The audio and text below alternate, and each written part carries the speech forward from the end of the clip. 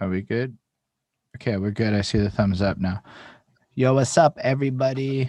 I see that Mr. Cortez is now muted at the moment, but we have him here with us. We are live, and I need to update the name on my site. Whoops, I made a little blunder there. I'm sorry, everyone. Today, we will be interviewing Cortez, ladies and gentlemen. That is exactly what's happening. It is a super big pleasure to have you here. My name is Holden Stephen Roy, and with me today is Mr. Flaco Bayo, aka Dutch Vega, who will be making sure that everything is proper, and he brings all that insight and knowledge to the table as we make our efforts to bridge the gap. So, welcome, Mr. Cortez, to Bridging the Gap, where basically our mission is to take very smart and interesting people like you, talk a little bit about your life, and through your life learn a little bit about your accomplishments and extract some knowledge nuggets for everyone to learn from. And it's truly a pleasure to have you here. I discovered who you were along the way of working with Dutch, so in my realms it's very recent research to see what you're about, but I did watch this fascinating video on what you perceive to be a legend. And based on your own definitions of legend, it's fair to say you're a legend in this thing because people bring Appreciate up that. your name and it's proper and it's said. And then, yo, I actually watched this Dutch battle back in like 2010, and you were used in the battle against him. And I was like, yo, Cortez is that significant, that long ago, that big of a thing. And I was like, that's some seriousness right there. All right, so that's why it's such a pleasure to have you here. Sorry about that. I didn't even tell him I'm gonna say that. I just rolled with it. That one. Yeah, I forgot about that. I got washed in that battle. He brought that up, and I'm like, bro, don't watch that. Like, rhetoric washed me that day. That was another conversation for another day. That's funny. But it's Welcome, great to have Cortez. you here. Pleasure to see you, bro. Haven't seen you in a second, but pleasure to see you. Man, you too, man. Everybody, man. You know what I mean? It's been a crazy, crazy last year. So it's like, to see familiar faces and seeing everybody still working, that's a dope thing. That's Facts, amazing. facts. And I believe you just battled recently, so you're still working, and that's a dope thing too. Yeah, I just battled on Saturday. I battled Quest Cody That's on amazing. URL. That was his debut on there, so it was pretty dope. Two veterans. I gave him the good look. He did his thing. It's a great battle. It's out on the app already, so working, always working. That's Always amazing. working. So I do have I know we have a limited amount of time today, but I do have a little token first question I ask everybody, and I really want to hear your answer to, especially given how active to me, longevity in the game is very fascinating. Anybody that can pull that off is a legend. And I say that sincerely. So that's why my first question, I'm really interested in it. So it's a bit of a story. And if you bear with me when it lands and everything, it's going to make a lot of sense.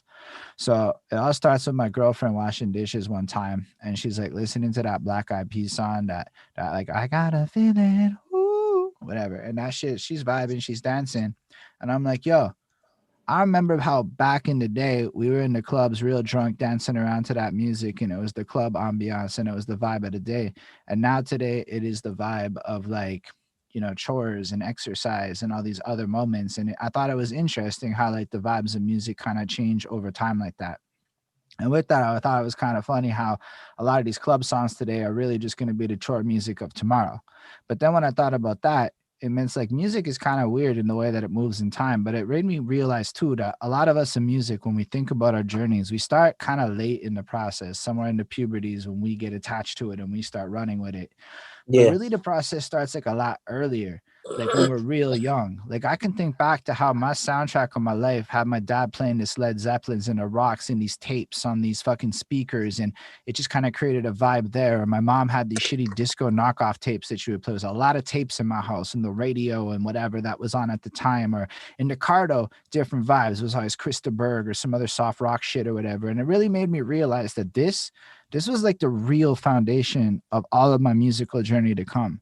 So if we're going to do your story any justice, I think that we need to start there with a little 5-year-old Cortez, whatever the age may be. Can you walk us a little bit through your musical landscape as a youth, the technologies, the sounds, what it was like before you had any control of it? Well, growing up, my mother was like a salsa dance hall queen. So in the house, she's doing her hair, she's putting her makeup, she's getting ready for work, She's getting ready to take me to school early in the morning.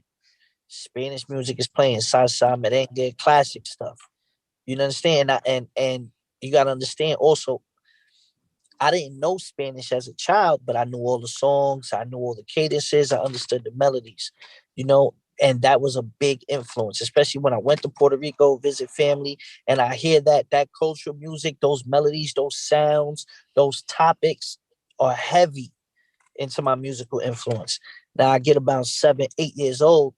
I meet my stepfather. He moves in with us, and he loved classic rock. He's Spanish, but he loved classic rock. He loved Elvis, the Beatles. You know, we would listen to WBLS and we would listen to the oldies. You know, every time we in the car. So, you know, me and my little brother sit in the back of the car. If mommy's driving, we hearing all the Spanish stuff, La Mega. And if my step pops is driving, we listen to 50s and 60s and 70s music. You know, so it was like, oh, okay. You know, so I got a huge like ear for music before I even thought about rapping. Then when I get into my teens, Yeah, yeah, like you said, the before we adolescent, get into your teens, where are you born? Where are you Brooklyn, from? That's Brooklyn, New amazing. York. That's how. So you basically come from there, and that's most of where you reside in your life. And I'm Yeah, just asking because I yeah. know we have to go a bit more rush, so it'll be a little less organic than normal. So What part bear of with me on Brooklyn? that. Bed Yeah. Stuy, Myrtle Ave. Okay, Oh, that's there we cool. go. That's cool. Yeah, Yo, no, one this is other. very important. Neighborhoods in like in New York City, like for general outside of New York City people, they want to hear what borough because Yeah, that's Yeah, all that they really know. yeah, Know, yeah. but So yeah, for us, we want even to know what town. certain neighborhoods, yeah, what neighborhood you're from, because And certain neighborhoods have a reputation. And his neighborhood, I know his neighborhood, and so I wanted him to say it because I know that there's going to be a lot of people from Myrtle Ave that will appreciate. well, You know, it's even beyond that. Like I was curious to go a little more too, because like, part of why we call this bridge the gap is because like there's this thing that happens when I talk to people from New York City where like y'all say stuff like nah I mean, and I don't mean that in a disrespectful way, but oftentimes I do not know what you mean because I've never been there and I don't understand a lot of the context for this, right? So it's almost like our opportunity here is to expand on some of those things. Like I think Bed-Stuy is where Biggie's from, if I'm not mistaken, or it's that could be right or could be wrong. I don't know. It's a name that just makes me think of Biggie. So no, that you're makes right. you like that's the kind of that's the thing about it. I grew up in that era. Marcy Projects is 5 blocks this way. Biggie's block is 7 blocks this way. Fort Greene is to the right of me, and then to south down is whole Williamsburg, Bushwick area. So it was like we was the hub, like I was the center, like I got to hear everything, all the Biggie stuff that was going on, all the Jay-Z, Rockefeller, like I was around as they were coming up as a kid. You was outside. You was I was literally outside. that's like so remember, cool. I remember playing in the park one time, and we playing ball, and Bleak is on the court with us, and no one knows who Bleak is. We just hooping, and then 2, 3 years later, I see him rapping. I'm like, oh shit! I remember we played ball with that nigga one time in a park. Like, you get what I'm saying? Things like that. I remember Mace coming to the hood for Biggie Day, and it's a park. And one of my little kids in the hood, my little man, he was nice. Him and his brother was like 5 and 6 years old, but they was nice and ball.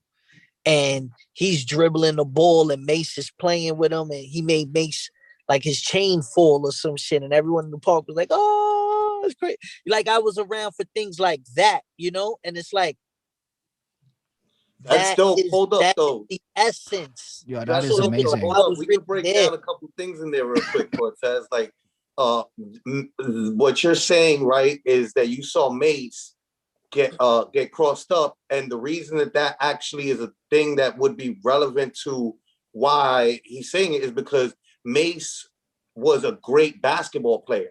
Like he was really good at playing basketball. And yeah, Him and Cam were like they felt like they could have went pro if they would have just stuck yeah. with it, and Right. they were really good. So like to see a really good basketball player, And you it's in know, the hood. Mace was the hottest thing going.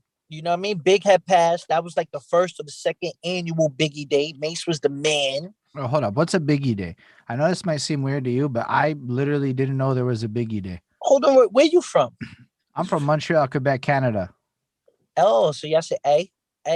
I do Yeah, say you A from quite a some A? bit. Yeah. It's Okay. a real stereotype and it's valid. It's a valid Yeah. one. That's no Valid. A is not mean. It is, Yeah. and it really is. And then I catch myself doing it too sometimes. And I started saying nah, I mean, for real, since I started doing this conversation thing with people, I catch myself. But honestly, part of why we're doing this is because there's a lot of people like me that don't know a lot of things that are inherent to you, and it helps us all kind of appreciate the culture more and some things that are super significant. So it's like we call them knowledge nuggets, just to Mm-hmm. learn there's a Biggie Day and what that means, and that happened after, and that's a way to celebrate people and things like went on. Like that's kind of really hard to Google stuff. Yeah, none of this information is on Wikipedia. I mean, bro, None of it. None of it. none of it. But So yeah, tell Biggie them Day about Biggie Day. Biggie Day was when Biggie passed away. There always was a tournament on. There used to be a barbecue on his block, St. James, and the park around the corner was on Lefferts. And what they would do is just have a like barbecue in the summer, and everybody would wear bad boy stuff or print up Biggie shirt. You know what I mean? Like a thing, like a remembrance on the block. And when they would have that, they would have tournament, like the basketball tournament. They would have like a special game. So all the ball players would be there, all the rappers would be there. It's like a block party type of thing, you know? I Eh? do. I've seen that shit before, but yo, it's super cool to see that was a good thing that would happen. Like for you, again, it might be inherent, but for me, it's like I'm learning about this for the first time because you're telling me it's happening, kind of thing. So it's really Yeah, fresh, and I appreciate that. no doubt. Nah. So when do you like decide to get into music? Is it during your teenage years that you decide, like you hit adolescence and you start to become a little more fascinated by music, or like are you super young and into the idea of getting into music at that point? No, I don't. I really can't tell you exactly how like I went from listening to music to creating music. But what I do know is I would memorize all Mm. the songs that was the top 10 that was on Hot 97. I would have a tape. I'll be playing my video games and I'll be recording it on the tape. And then I would just memorize the songs. I would just know the songs. And then from there, I understood cadence. I understood rapping because I could, I could just recite the verse. But when doing that, when we cracking jokes on the block and stuff like that, I would take certain lyrics and switch it to my own. You know what I mean? Like to crack a joke or something. And everyone would catch on because they would know what song it's from. You know what I'm saying? But like little shit like that, that's what really like made me like toy with it a little bit. And then one Christmas, my cousin Cantone got a karaoke machine. And he lived downstairs from me. It was like karaoke machine. We could just record with little beats. We just kept playing with that shit. Next thing you know, bro, that shit it just took. We all just started just fucking with it and rapping. And then, And it was just different. Like we really started from a karaoke machine. No, but that's really cool though. And that's one of the things I like about hearing this part of people's lives is because you hear these really ingenious ways of working around the obstacles that normally would face people to get like what ends up being really valuable experience. Working on a karaoke machine means you kind of have to get good to sound good, right? Like you don't get Yeah. like a Pro Tools fixing you up on the fly so you think you Oh, sound good, sound nah. good. We would be going into the sounding right. That was crazy. Like even thinking about it now, like that process, like we was like, yo, we really was doing that. Mm. that's the second time that or third time I think that this gets mentioned on Yeah, the show. This is it a gets mentioned. continued. This is a continual thing that you know what I mean. So it Like a shows that. karaoke machine? Yeah, you're Well, not the yeah, first. not memorizing lyrics of the songs that are No, on the radio and changing the lyrics of the but songs and that also the being kind of karaoke machine. I've heard that oh, before too. work, So work. maybe it wasn't I don't remember who it was, but I know I've heard both of those things before. So to me it's super interesting because the karaoke machine is genius. There's probably people right now that have karaoke gear at home that could literally start Facts. recording today when they hear somebody like you say, yo, I started like that. So that's why it's Exactly. blessed as fuck to me. But also the memorizing other people's tracks thing is cool because yo, on many levels, it helps with your flows and da da da da da's. But Yeah. the fact that you Okay. effectively created parody music by accident based on a crowd reaction is super nifty as well. And I don't mean that disrespectfully. It's literally what the genre is called, parodies. And Yeah. you were just kind of making street parodies of your shits. And that's actually Mhm. fucking cool. That's not the kind of stuff that I think everybody's just jumping into as an adolescent, you know? So like, or I'm assuming around then. So that's fucking fresh. Plus, you got all the culture going on around you.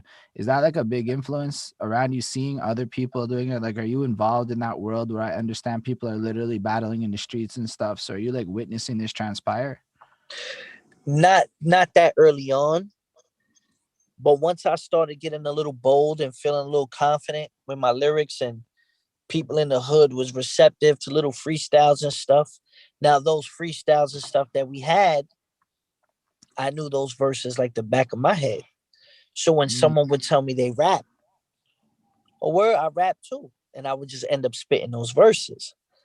And it got to a point where like those verses were always better than the other person's verses.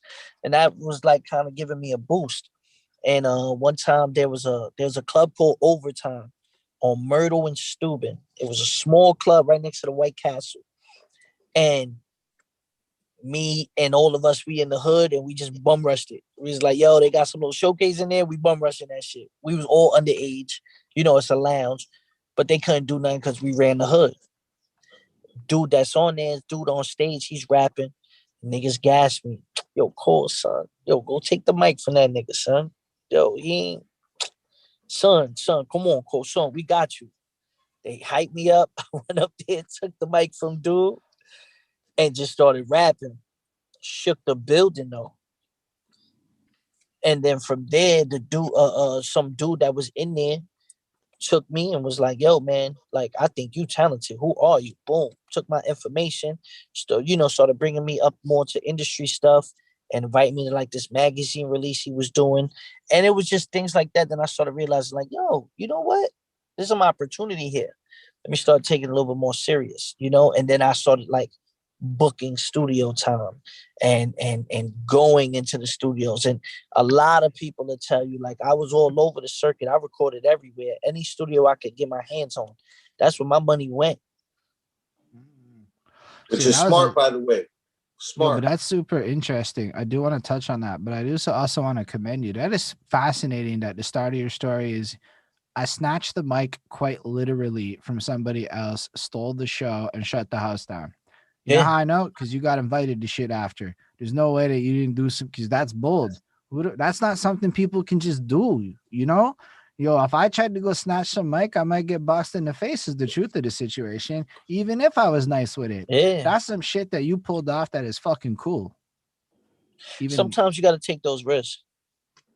because it doesn't sound like it was like mean. It just sounds like you did some hip hop shit. Nah, we was just cocky. We was confident, and we was just on our bully. It was our block. Like, oh, they got a showcase, nigga. We rap. You know what I'm saying? That was the vibe. But it worked, which is Very New right. York of But you. it's also just interesting that regardless to what people may think of the move, it worked. And that's the Yeah. really important lesson is that things that work for reasons. And maybe there's something to that that's extractable that we can apply to our own lives to be bolder in a situation. Like if I understand what makes 50 Cent brilliant is his fearlessness, and that sounds like a fearless move to Yep. um let's say like so with the studios you go all over. Is that a strategic move or is that like just what, because it sounds strategic if you think of it in Was hindsight. I was really a fiend. I would say that, like, I was a fiend where it was like I wanted to be in the studio a lot, and I wanted to learn beats, and I wanted to rap, and I wanted to really be involved. So it was like there was certain studios. I used to go up to Reed Avenue in the Bronx on the 2 train. And I used to have a 7, 8 in the morning session. That's almost the second to last stop on the 2 train, local. Yeah. And go from New Brooklyn to there, that takes about an hour and a half. I He's would be up essentially at saying what Dama said, which was like he's going from really far in Brooklyn all the way to like the most furthest point in the Bronx, and that's really really far. So like yeah, like Right. I would take my book out on the train and be writing my verses while I'm on the train going to the studio. I would get on the bus and have my book on the bus and Yeah, be but riding on the bus to work, to school, whatever it was. Like I was just like niggas knew I rapped. You know what I mean? Like I was on it like that. Even when I go to the hood and I'm chilling on the block and we all drinking or we chilling or we had a dice game, I always had a little pad in my back pocket. Always wrote little bars down. mm, You know, like I was really on that time like that. So like if I had a studio a situation or all the way up there, I boom, I'm gonna go. I would go. I used to record on 116 with my guy French. He was one of the first people that gave me like original beats. I would go there. I would go to Queens.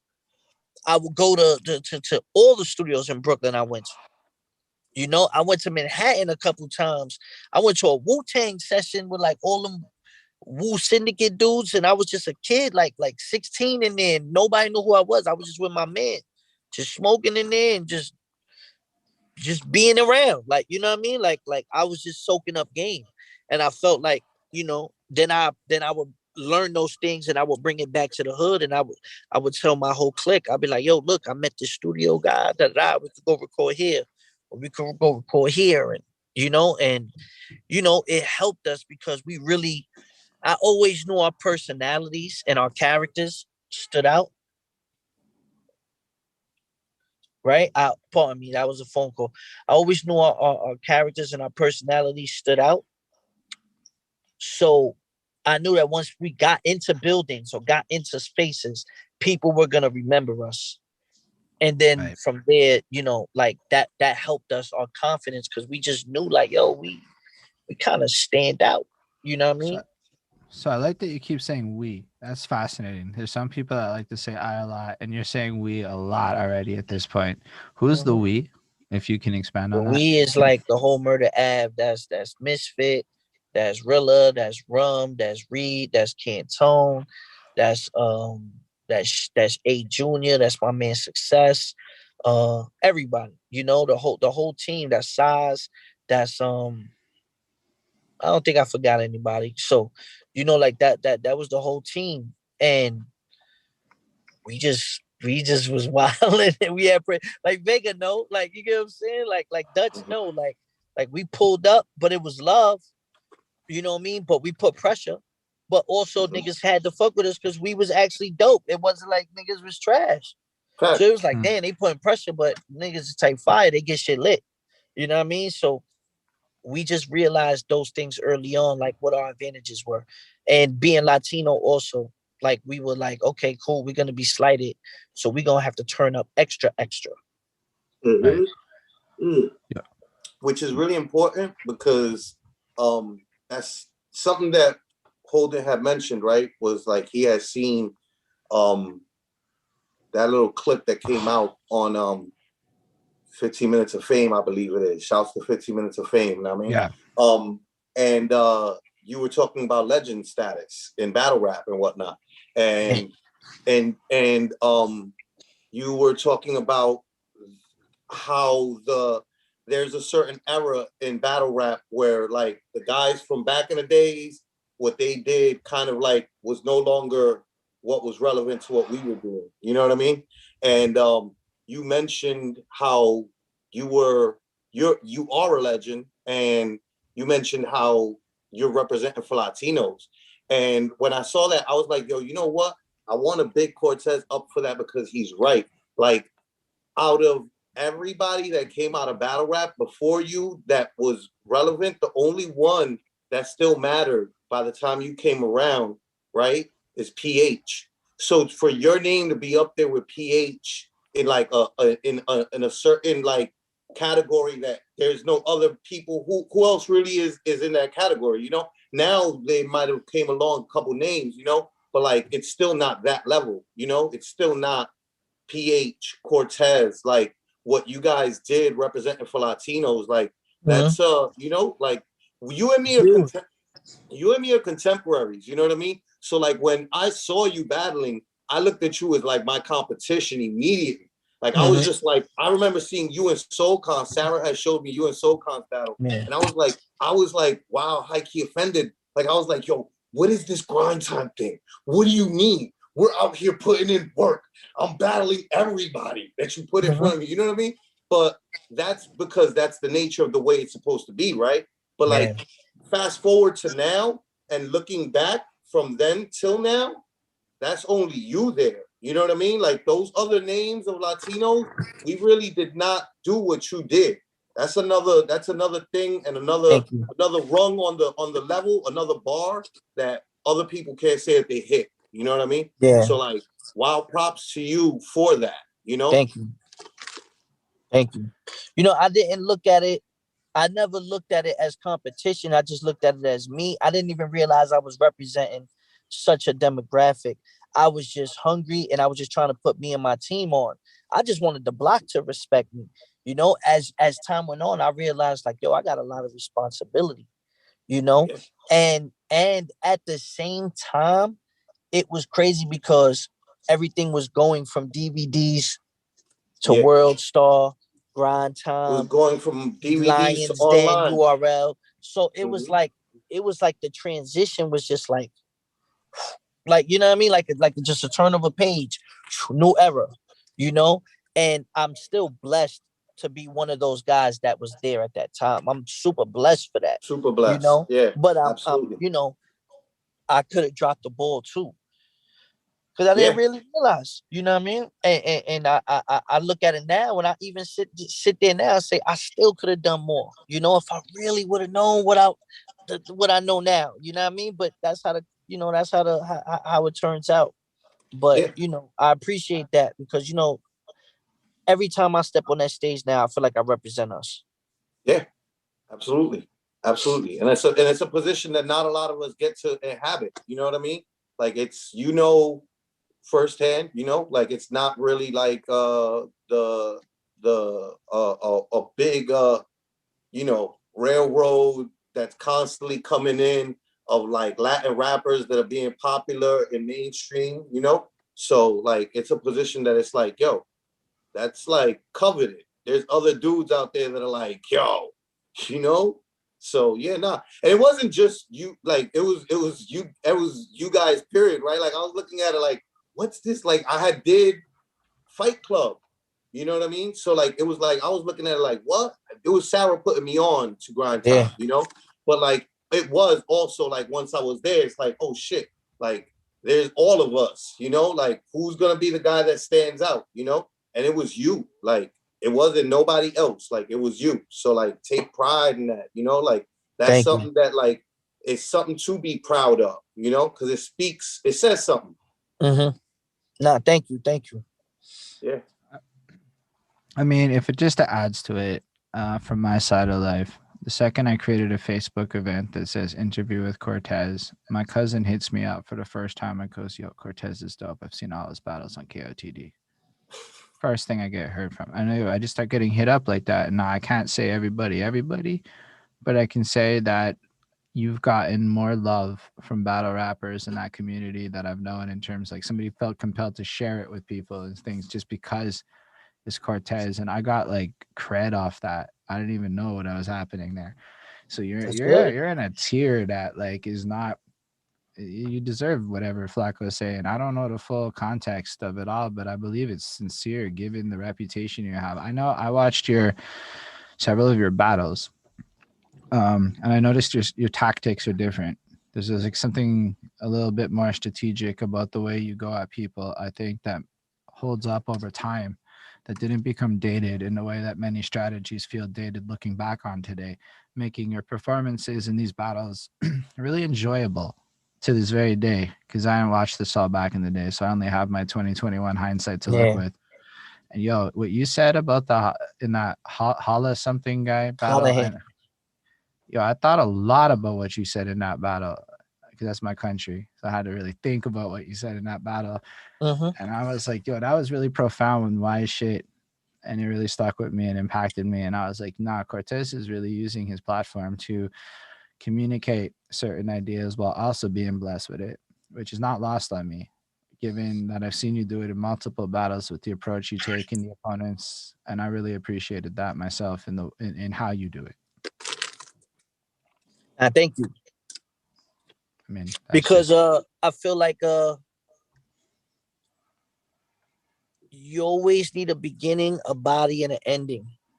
And I feel like a lot of the guys in battle rap, when their material is just random, it's cool.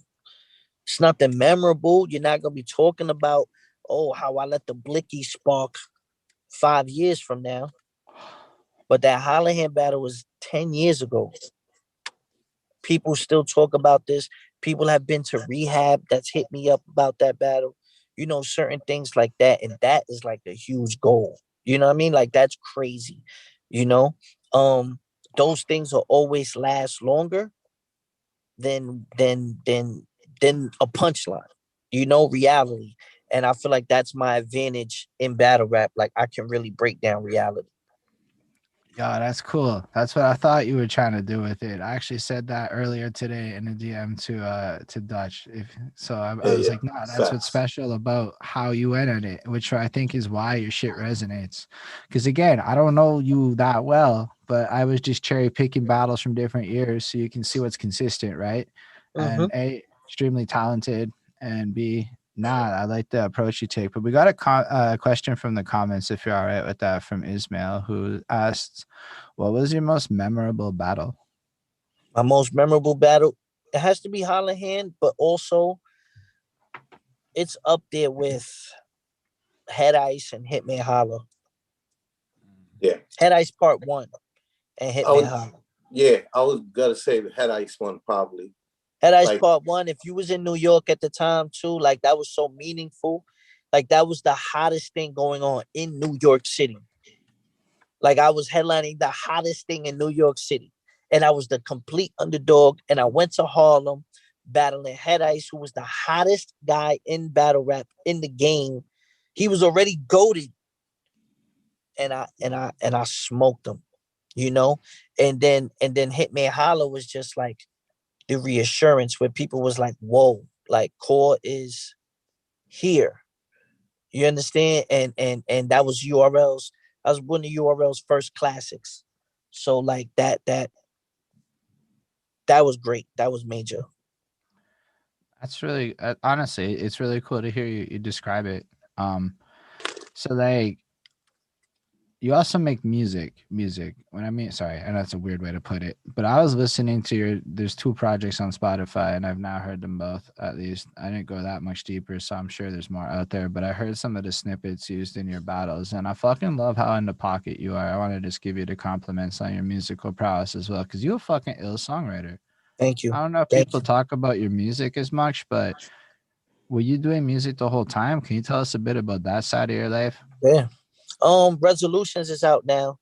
I just dropped that in on the 1st of January, and that right now is really buzzing. Like people really, really have gravitated to that album, and I truthfully feel like it's my best body of work. It's at a mature insight that I've toyed with other songs that I've put out, but this one is complete.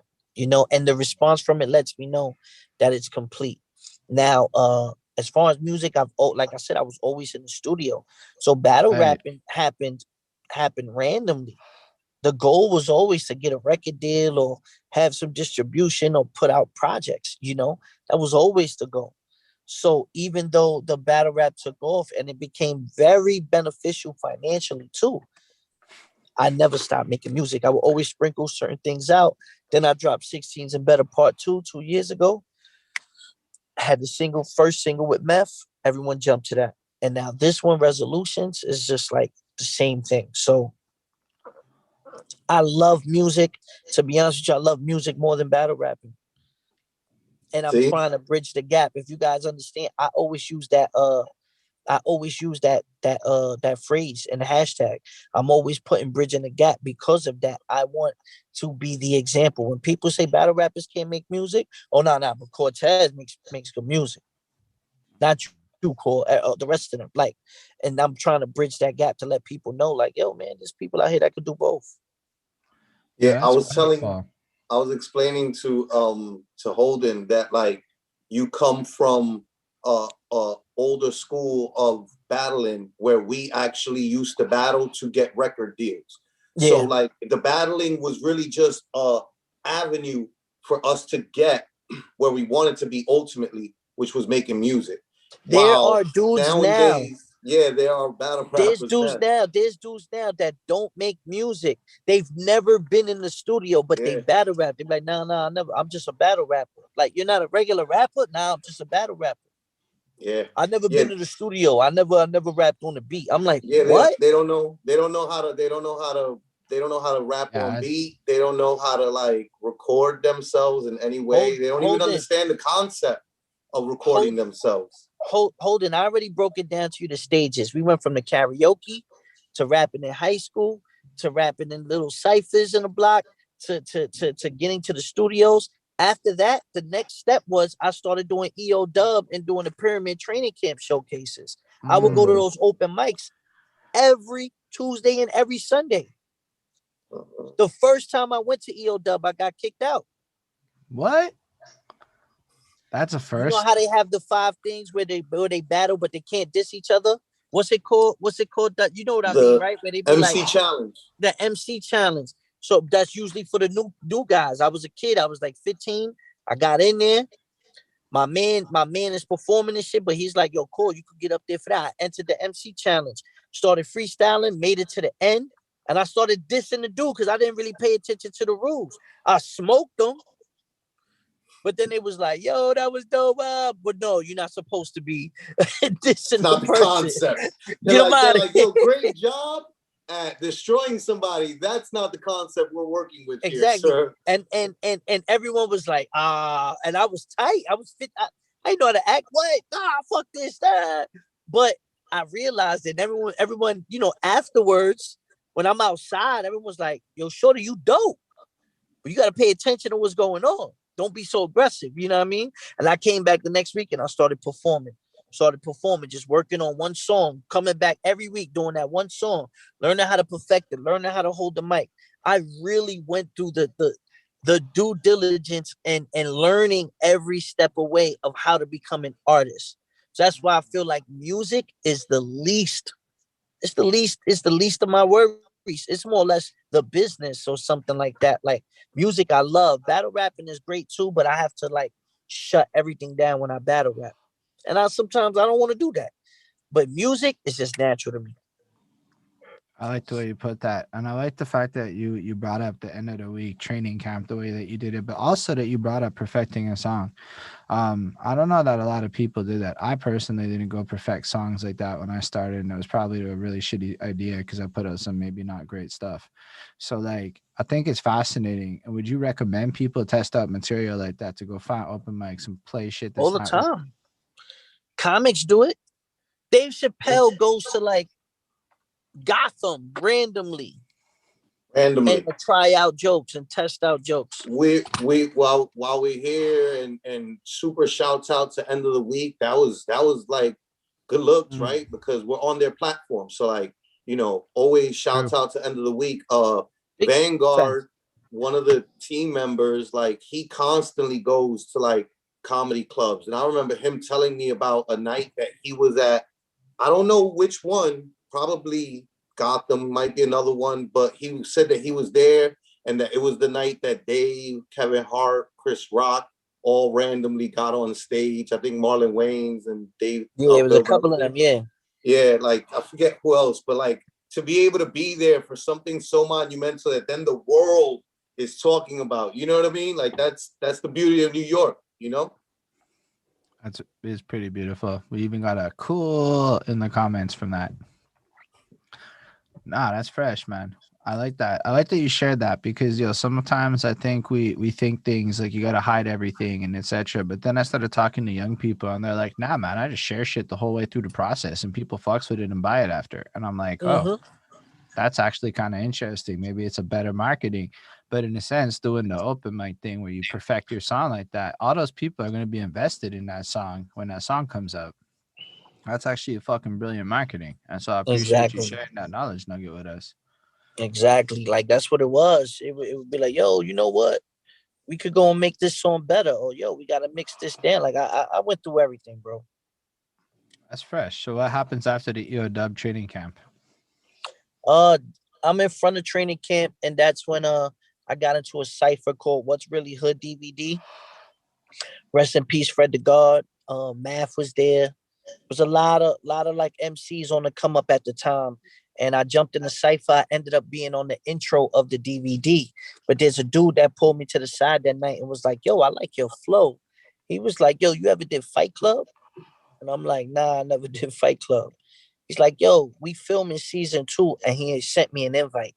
And that's when I went to battle, like officially. I had battled in my hood here and there, but when I went to Fight Club and I knew it was on MTV2, I was like, okay, cool. Boom, I jumped on it.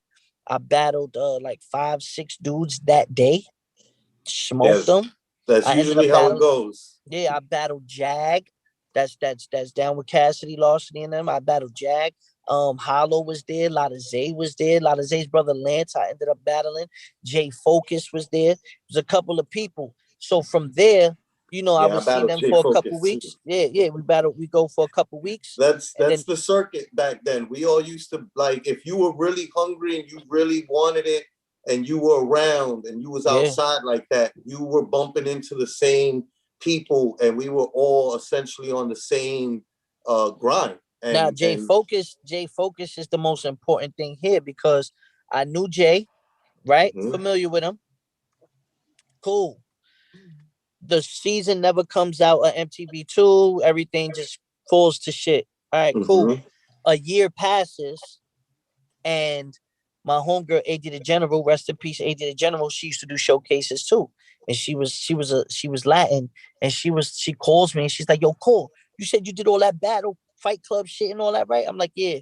She's like, I signed you up for a Vlad battle at 5 Beats. It's a DJ Vlad Butcher battle, and it's at not 5 Beat Fat Beats. And I'm like, when? And she's like, tomorrow. So I'm like, yo, how you do that? How you just sign me up for some battle shit? She's like, yo, call out of work, do whatever you gotta do, man. I believe in you. You need to be there. Click. So I'm like, fuck, man, how the fuck I'm gonna do this? Like, I gotta memorize these verses. It's like a lot of verses. I go to work. I was gonna dub it. And then in the middle of the job, I was just like, yo, fuck it, I'm out. Boom, I left, I went. I battled 10 dudes there. It's DJ Vlad. He's doing a butcher battle. So I'm battling for his shit. And then I ended up battling Jay Focus that day. And I smoke Jay Focus. Smoke him. I make it to the finals and I battle Cyanide. And Cyanide, I beat him the first round and I run out of written rhymes and I don't know how to freestyle. Cyanide freestyles the second round. Cyanide freestyles the third round. But the judges knew that I was better, so they said we got to see one more. And in my head, I'm like, "Fuck, I don't got no more verses." Like I'm trying to freestyle, I choke. He freestyles, he gets through it. He technically wins the tournament, but it was clear that I was the better rapper. So I'm mad about it. Whatever, cool, boom. A year passes by from that, and Jay Focus becomes the 106 in Park champion. Mhm. So everybody's Googling Jay Focus. When you Google him, somebody recorded on a little flip phone me versus Jay Focus that day. None of the other battles got filmed. It was like 20 battles that happened that day. The only battle that got filmed was me versus Jay Focus on a camera phone. Wild, blurry, mad, staticky, all that. But it's online. I didn't know it was online. I didn't know what YouTube was. This is like 2007, 2008. So Yeah. no, 2007. So everyone, my MySpace, it starts getting lit. People start hitting my MySpace. I'm like, yo, why is everybody? Yo, I saw your battle. Yo, I saw your battle. Yo, I saw your battle. Yo, you're pretty dope. I'm like, what is this? And then I realized, oh shit, the J Focus shit is out. All right, but why is it getting so many views? Then I watch 106 in Park that Friday, and I see who the champion is.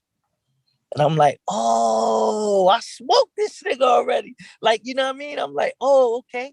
And what happened is Direct went to New York City to meet Jay Focus, and Direct asked him about grind time and wanted to bring him in, and then said, by any chance, do you have that kid Cortez number also?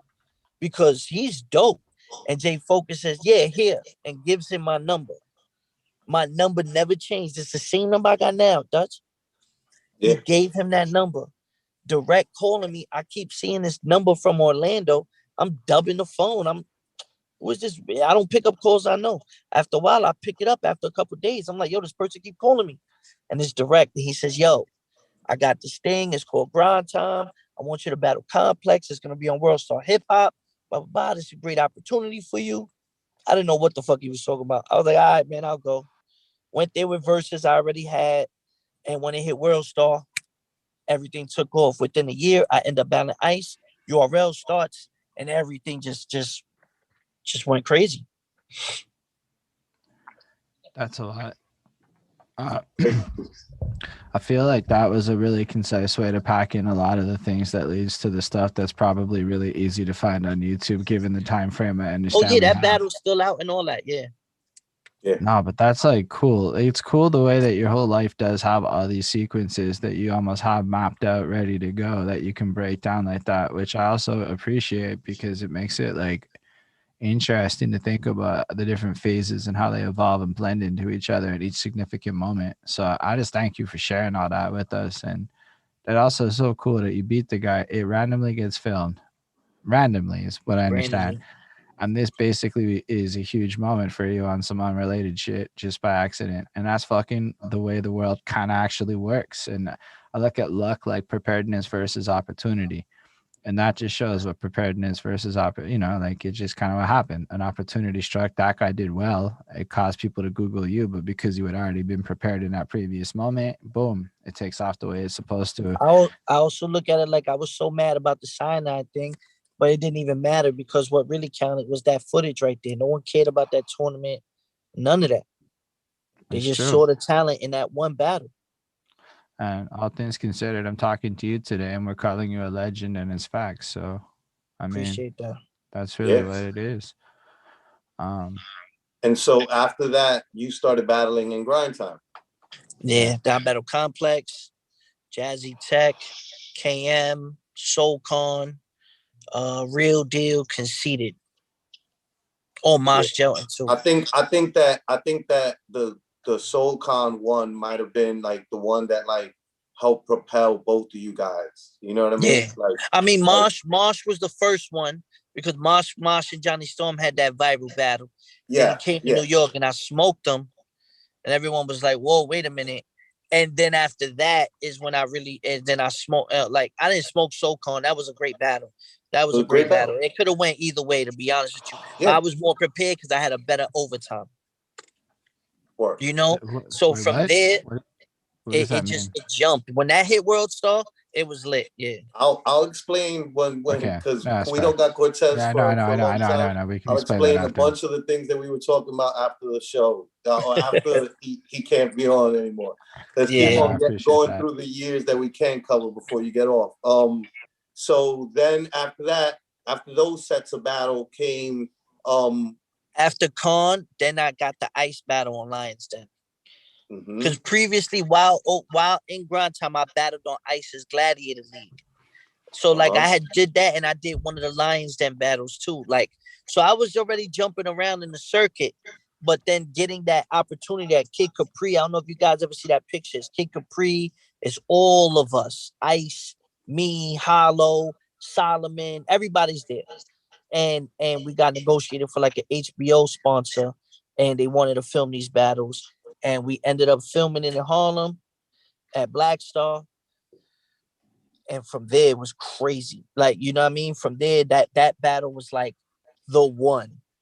It was like, whoa, Cortez beat Head Ice, but Head Ice won to the judges, and it was Rakim, it was Big Daddy Kane, it was Styles P, it was KRS One, it was Raekwon, And At going that point, against battle me. rap started getting bigger because of what we were doing with Grind Time, and it had brought that right attention. And Head Ice and Lux having that opportunity to have that type of like a lineup of judges was super huge. I remember like all of us, that was like real big news, you know, like it was like, yo, like they paying attention. Like it's getting real. It's getting real. Rest in peace, PH, because that footage wasn't coming out, and PH recorded it on the screen that they were showing to the street people. And PH made sure he recorded the whole battle like that so that nobody, in case they didn't try to put out the footage. And then PH was like, I got the whole thing. And I was like, he was like, don't worry about it, nigga. The world is going to see this. You know what I'm saying? That's my brother. Like, for Brother. real. Rest You in know what I peace, mean? PH. Facts. And I was just like, what? I was like, yo, all right, cool. And then they was holding on. And then we let it fly. That went right to world star. Then I realized how to use the internet for my advantage. You know, boom, I put that out. Everyone loved it. You know, and from there, that's when URL started. And their very first event, Math versus Rex, Cortez versus X Factor. Yeah, yeah. That's big. You guys set off that URL. if that the controversy that happened didn't happen, URL wouldn't have had that first event back with that battle with Math and Rex and you. And it just was like it set off everything. And now there's Fox giving caffeine what is it, like 130 million or something like Yeah, that, then for the app, yeah. so that they could do the deal with URL. Like, this is, I try to explain to people, like, we created a lane for ourselves where they didn't want us to. The industry didn't want us. Nobody was giving us a shot to like get to those opportunities that we wanted to get to, and we created a lane for ourselves. And now there's a whole industry and people feeding their families off of what we did and the work that we put in. Yeah. I guess that's the blessing. I'm able to do what I love for a living. Facts. Yeah, it's interesting to listen to. I mean, that went really fast, and I'm still processing a lot of what you said. But I totally appreciate you sharing it. Honestly, I think your life is very interesting. I mean, there's a lot that you've done that I'm sure we could probably fill hours and hours and hours of talking about shit. And honestly, people just love it because they just want to hear everything. You'd be surprised at the level of what we would consider boring people want to actually hear about. Okay, just because they want to know what you think about things. And Yeah. so far, you failed to disappoint in any way. It's just been Yeah, delightful like talking to that's you. why I'm doing the series with Holden, like, because it's like we could be, I could easily do something with somebody else who knows, and does it, but like Holden being an outsider is better because now we got to explain the things that we would just say now mean to. And people would just be expected to now mean, and people don't now mean, you know what I'm saying? Like, they don't. Like, it's not something new. You've been out of America, so it's not like you're just a local, guy that never been out the country, never Exactly. like you've been out the country, you know what it is. Like, they outside of New York City, even in our own country, people don't understand this life that it is here, and the way that we have to go about things and things that we do to get to where we at, So it's like it's good to really thoroughly explain a lot of this stuff to people. And like Holden's got like a platform where like he's got people who they're not, battle rap fans necessarily, and it's Straight good to up, reach out outside of our community. there's a lady from Norway who tunes in and watches this every time, almost like clockwork. So usually Golden Jenny from Norway is there, and if she's there, she pops up on the screen after, and you see it, and it's like a cosign. But for the most part, she was there earlier, listening to your music, even, right, and complimenting it.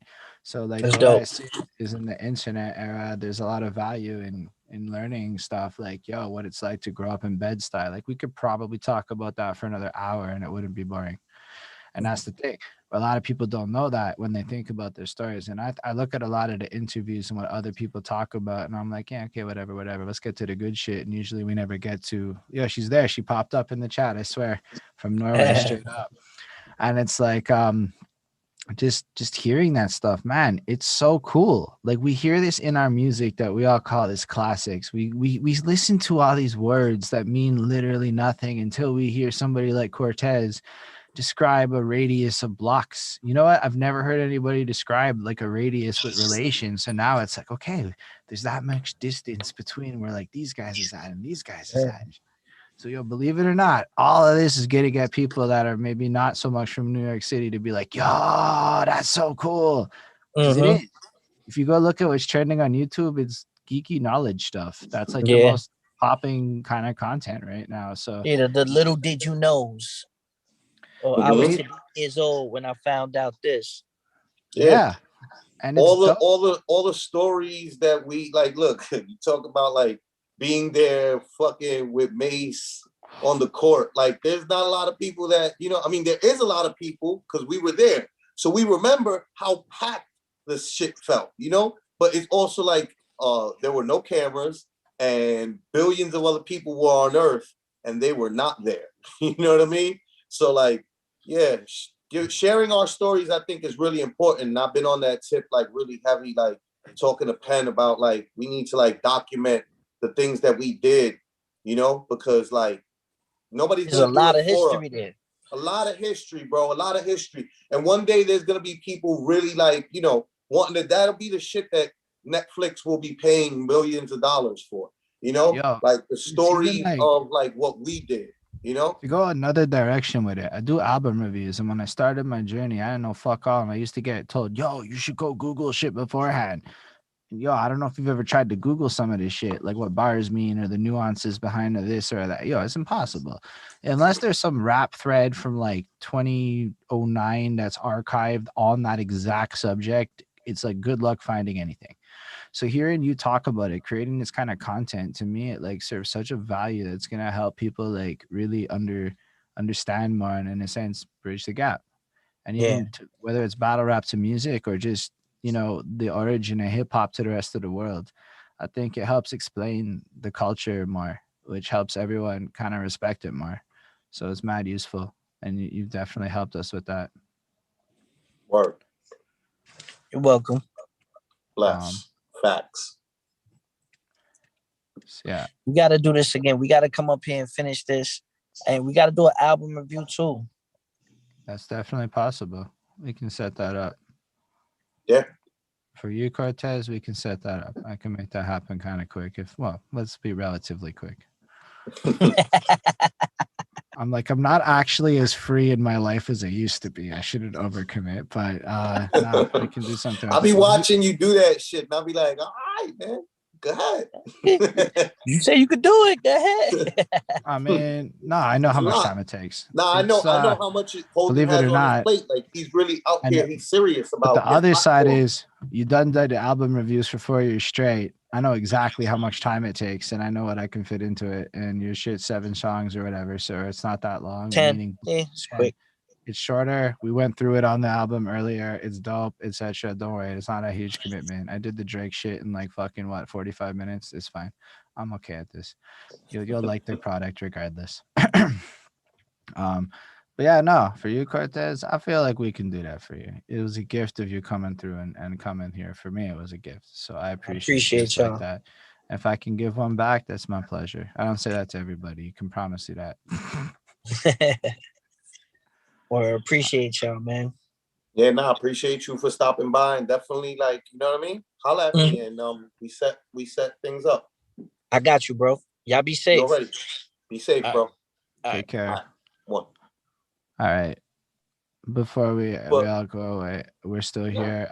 I'm just gonna update your name so that it says your name on my side because it can do that. But I want to know about that overtime thing because I was gonna explain a bunch of the things. Like I was just gonna say, like if you don't necessarily gotta go, like I don't have to go, and we can just. I mean, you know, Tez had limited time. You know, we appreciate his time, but like we can just finish the episode on the subject of him and what he was talking about, and give a little bit more insight on what he went through real quick. So yeah, we could talk about that. We could talk about the overtime. We could talk about that era, and we're still streaming. We mostly meet. Yeah, we're still streaming. We are still, at least that was my intention. So we're okay. I know that you used that guide to raid Ishmael. We'll see if Blob Ross is live after, and then we'll go from there. But yeah, on that note, feel free to explain that overtime thing he was talking about, because I didn't really fully comprehend the situation. So what it is that, well, basically back then, grind time, when grind time came along, like they brought like a formula that kind of was like around, but like wasn't perfected in the way that they had did it.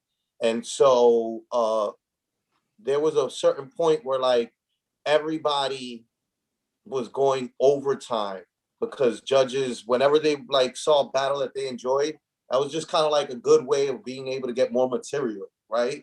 So there was like this point where like everybody just kind of was going into overtime rounds, and some people would try to commit to 3 rounds and just like, I got this, these 3 rounds got this battle, and I guess SoulCon didn't prepare a good enough overtime round, and Cortez's overtime round was better. Back then, your overtime round kind of essentially was really the battle, because if you're guaranteeing that everybody's going to go into overtime, then really the overtime is going to be the decider. Like that's going to be like where the battle is really decided. So like it was really smart of him to keep a really good round for your overtime round instead of your regular 3 rounds.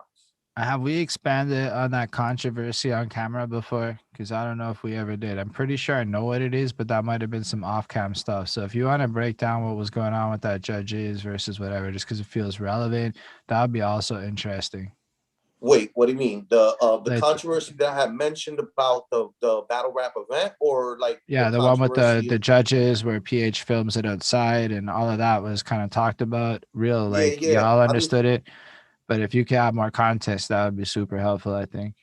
Yeah, no, absolutely. I wasn't there for it, right? So like I'm not like recanting from like a first person standpoint, okay? But like essentially what he was talking about was back then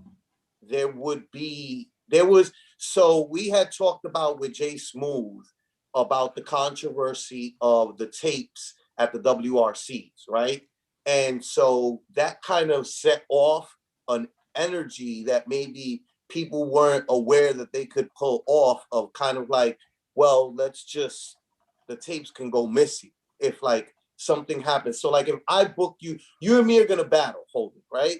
And I know that I'm gonna like wash you, I'm gonna demolish you. In my head, the team, everybody, we're setting up this event because you're top tier and I'm top tier, but I know I'm gonna wash you. Like I got something set up. But then it does not go my way and I end up losing, right? Like if you're throwing the event, you could essentially like, you could be a little dishonorable essentially, and be like, well, I lost the tape. Like, what does it hurt me if I lost on camera to lose the tape and not, have this embarrassment come out? So PH being there and filming off camera was like a smart thing that he was doing on some, just in case somebody tries to pull a sneaky move. Like I have some evidence of what Cortez is speaking about, like doing really well. Okay. Yeah. So your lady friend Bonnie would love to see you take me down in a battle. That's what I'm not even trying to battle Bonnie, No, she wants you to battle me and win. And that's what she would like to see, which I appreciate. I understand. I'm not saying I want to do that. I'm saying that they probably want to see you do that. the tape. I see it now. I'd love to see Flacco take nature off that. That's what I mean, for example, just like for for posterity what we're talking about here. um yeah, so that was just something that would happen back then, is that like there were a lot of illegitimate moves being like trying to be plotted on, and PH Punkerhead, bless him, being the brother that he was, like he's the one that gave a lot of us opportunities. And like as we go through some of these people that I plan on like us interviewing, like you'll see his name come up a lot more and more. So what I really liked was there's this Flacco strategy in place. Okay, I actually sent him a DM in the middle because it was too much for me. So I believe the next person we're talking to is Direct, and so far the sequence of events has been like each person seems to have just named this next person, but this time there's no way you could have known that Cortez was going to name Direct like that. Did you? No, I mean Oh, I okay. did, Where you're like, but he's gonna say the name, but he squeezed that in, like it just had to be said, kind of thing. And I'm like, no shit, or maybe you yeah, did know because you got that mad skills, fine. But yeah, like, I'm like, that felt so like, okay, I see what's happening here. yeah. No, I know the importance of each person and what it is that they like. Some of these interviews will be for convenience, right? Like this is the time that that they're available. These are the dates that they're available. But yeah, no, there's an absolute like, like Lush One is gonna be after Direct, and like Lush, it makes sense. Like they all started Grind Time, well, not together necessarily at the beginning. We'll get that story as they come on, but the point is, I'm trying to like build a story here, build a. Nah, it's dope. Mhm. Yeah, I'm not sure what other recapping things from that we should discuss at this moment, as I'm having Um, brain went let's blank see. moments. There's so the battle. So there was the controversy also that I had mentioned of like when he was saying hit the setting off URL's first event. Like there was like a controversy that happened where that battle, Mac versus T-Rex, like this is all online Right, still right. to this day, because back then was kind of like the beginning of the blogging era. So like is like the beginning of like all of us in this league just doing blogs to each other and like calling each other out and like being like, yeah, such and such sucks, or I don't like such and such for whatever reason. And so all this like Yo, stuff that is makes kind of like, sense why the media is the way it is. It was like deliberate. what do you mean? Well, like I noticed watching battle rap interviews in like the early 2010s and shit. It's also like, well, now that I look at it from a WWE perspective, it's also like contrived to create like moments Yeah, to almost like trigger up. But if it's all intentional, it's not necessarily what I first thought. It's almost like everybody was in on it. So let's go, let's run it, let's create that like theater of the situation. yeah. I I was mean, it like it's a it's a theater, but not as like well organized as you would think, right? So it's not right. like the league owners are like telling like the battle rappers, this is your next opponent, let's create this. Like a lot of times it'll just be like, I don't like this battle rapper for whatever such and such. Or sometimes a battle rapper will mention you in a battle in a way that's just not favorable in any way. Or maybe you just don't like the way that he mentioned you in the battle, and like you'll call that person out, like or just start talking shit about that person, or and then your next battle you mention them and not like in a more unfavorable light, and it creates a thing. Or maybe there's a behind the scenes thing that happens a lot of times too. There was back then was kind of like the beginning of like social media, really, right? So like when these leagues are popping, when Grind Time is popping off, it's the beginning of, like he said, World Star. So like whatever year that is, which was a long time ago, like that's like crazy that we were like, that's probably like around the same time as the beginning of Twitter, if I'm not mistaken. Um, Right. so Like it's just like we're 2008, 9, 10, somewhere in that era.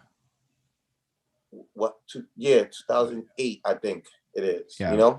and so it's just like we're kind of like the guys that are just taking advantage of all this media, right? But like at the same time, like we're navigating it. So like those things that like you talk about nowadays, right? Where like we all kind of know that it's easy to get misinterpreted by text, right? And sometimes like contentious situations can be created by text, or at least in New York, maybe. I guess I'm thinking that it's a worldwide thing, but I think No, it's a that's a worldwide. worldwide thing. Yeah, You're it's a flat worldwide out. thing. It's a People, worldwide thing. yeah, and so where like people know that nowadays, like back then, it was essentially the beginning of that era. So You'd like, argue that they should know that better nowadays. yeah, we should know that better. I mean, I would think.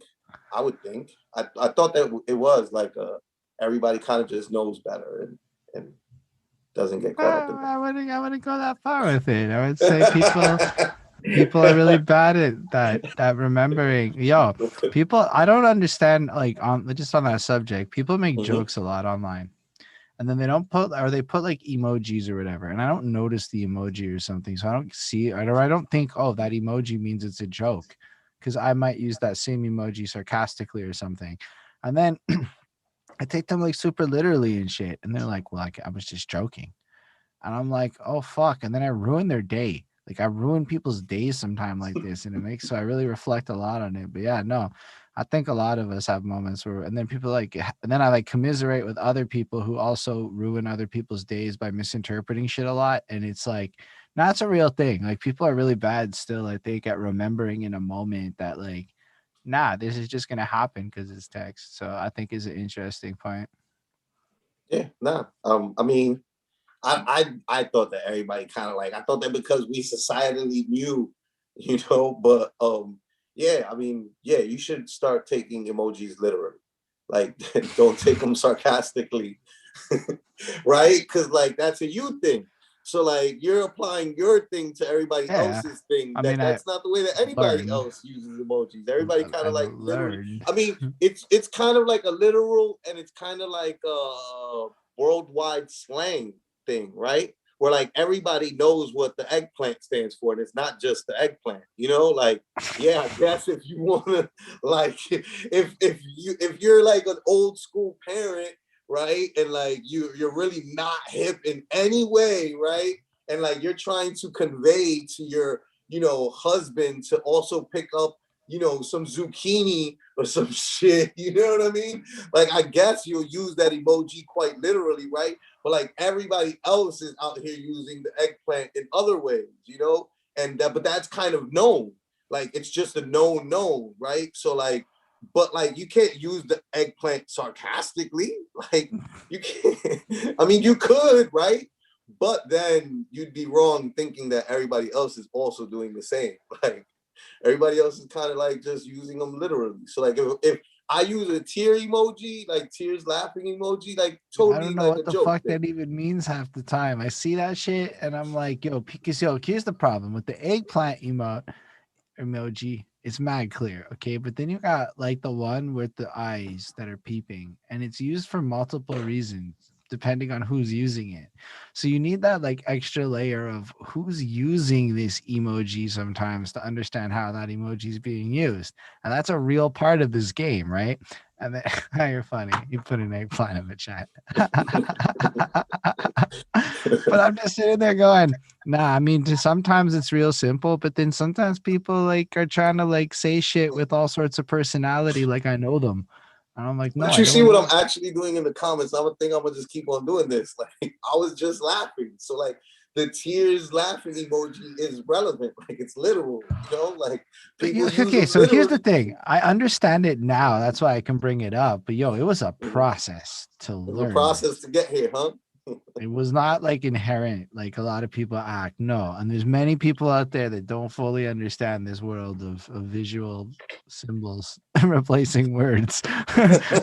No, I mean that's a fact, but it's also becoming one of those things where like it's like when old people, right? I'm not calling you old, right? But like it's like when old people like complain No, about I like can be old. things that change in society, where it's just like, yo, bro, like it's too Mm, bad, so sad. Like cry me a It's river. not even Like about complaining. It's just sometimes things change, and this is where I may be a little old, and you don't realize they change. And then you're sitting there and you're like, when did the world get into GIF so much? And how am I so bad at it? Bonnie just really makes fun of my GIF game. So you don't see me doing it because I don't know how to pick one out of the I mean, this list. is a conversation in itself. You're calling it a GIF. I call it a GIF. Like, you know, I don't that's know. the eternal GIF versus GIF discussion. I know the creator weighed down on it and it got ignored. And I'm like, well, if the guy who made the file can't even have a say, it doesn't matter. Because it's no longer yours, you know, like it's a societal thing. Again, it's like the eggplant, where it's just like, yeah, I guess if you want to like convey that like you need to pick up some eggplant at the grocery store, then yeah, you'll use it for that. But I really, just, everybody else is out here legitimately using the eggplant like for another I reason. get the eggplant, I get, and even the teary face line. And so you're like, look, now it's clearer to me. But they go GIFs. I don't know how to pick one. I don't know how to go through that list and go, this is the right one for that moment when Yo, I I'll use. give you a gem, yo. I'll give you the gem. Like what it is just like it's you gotta look at your GIF, right? Like you gotta look at your GIF like the punctuation on your expression. So like if you're like trying to say something to someone and you're like, you know, like trying to convey that you're angry, then like you go to the GIF keyboard. I'm mad I was about to say GIF because you you go to the GIF keyboard and you just type in like, you know, angry or like furious or whatever is the emotion that you're trying to convey, and then it gives you those options, and then you find like one that like you feel like speaks for your soul. It's like your what do they call that, soul animal or some shit like that, like, you know, like it's that shit, you know. Like it's your soul animal. GIFs are like literally that. Like I know people where it's just like people claim emojis, they claim GIFs, like they start using it regularly, and it's just like, yo, this is my signature. This is me. Like whenever you see me, like know that you're gonna see this. Like I remember when Henry Hennessy first started his clothing line, his Flea Clothes clothing line, like he was just everywhere. Nobody was using the angel emoji, you know, like everybody was out here on some demon time shit. So like he was just on some like angel emoji shit like all the time. And like that's the emoji for like the company logo, you know, like, or it was before like the actual, you know, name Fleet with the halo around it still, right? Because he's still keeping that branding the same. Like this is me. Like when you see me, know that this emoji kind of represents me. So like yeah, people like same thing that people do with hashtags. Like this is just the modern era that we live in social media, you know? Like we're all just trying to communicate better. And you're just trying to hold us back from communicating, Trying to hold people back. I'm trying to holding understand. people back. It's like the opposite. This is me going, fine. I concede that the world has adopted this visual world. I try. I learned how to take better pictures because that's another thing that matters. It's people want to see better angles. What am I gonna do? Yeah. Learn about angles or get the fuck out? Like it's just like it's not like I don't You could just care. It's not just participate. There's people who don't participate. That's cool no, too. I have to participate and learn it. That's my feelings on it. Like, I mean, I don't want to not know things. It's like, yo, I mean, this is just personally. I don't understand the part where like you don't want to know what's going on. I'm just too curious. So I'm trying to learn how to TikTok better slowly. I'm Mm-hmm. not going to invest in the time now, but like whatever. There's just understanding it. Even with the explanation, it just like, yo, I just need to take time and look at them more and think about it. You know, like it's just understanding that it's Yeah, branding in this new way. It's figure it out. You can almost invent the meaning of the fucking emote if you're smart about it. facts. You can. It's almost like tagging or Yeah, graffiti. absolutely. It is But because I that's exactly wouldn't what have thought people about it like. like that years ago, you know? You just broke down exactly what it is that how it is that people are using it, and that's the exact way that people are using it. You know, they're rebranding like the Makes it eggplant. way cooler, You know, no? like there's a bunch of emojis on the emoji keyboard that is just like, yo, this emoji is like barely used. You know, but it can really represent. Like when I was promoting Volume One and the album Champagne and Cocaine, like yeah, my emojis are now the champagne bottle popping and the snowflake emoji. you know, like it's symbolic. Like this is what it is, you know? So like, Yeah, that's actually probably really helpful stuff for everybody out there listening. I know it might sound kind of basic, but nah, I believe it know. or not, I find it really helpful. I think Cause the yo, gift keyboard thing was the key. Like that's the real key right there. mm, That's your emotion. That's your soul. And nah, I mean I hear you. That part was less interesting to me than the way you and others took emotes that were like not or spirit emojis. animal, Bonnie said. There we go. Yeah, Yeah, I mean it's spirit fine. animal. Bonnie has a few she likes to use. Like she finds these little 6-year-old girl ones to make sure that she conveys when she's being a brat.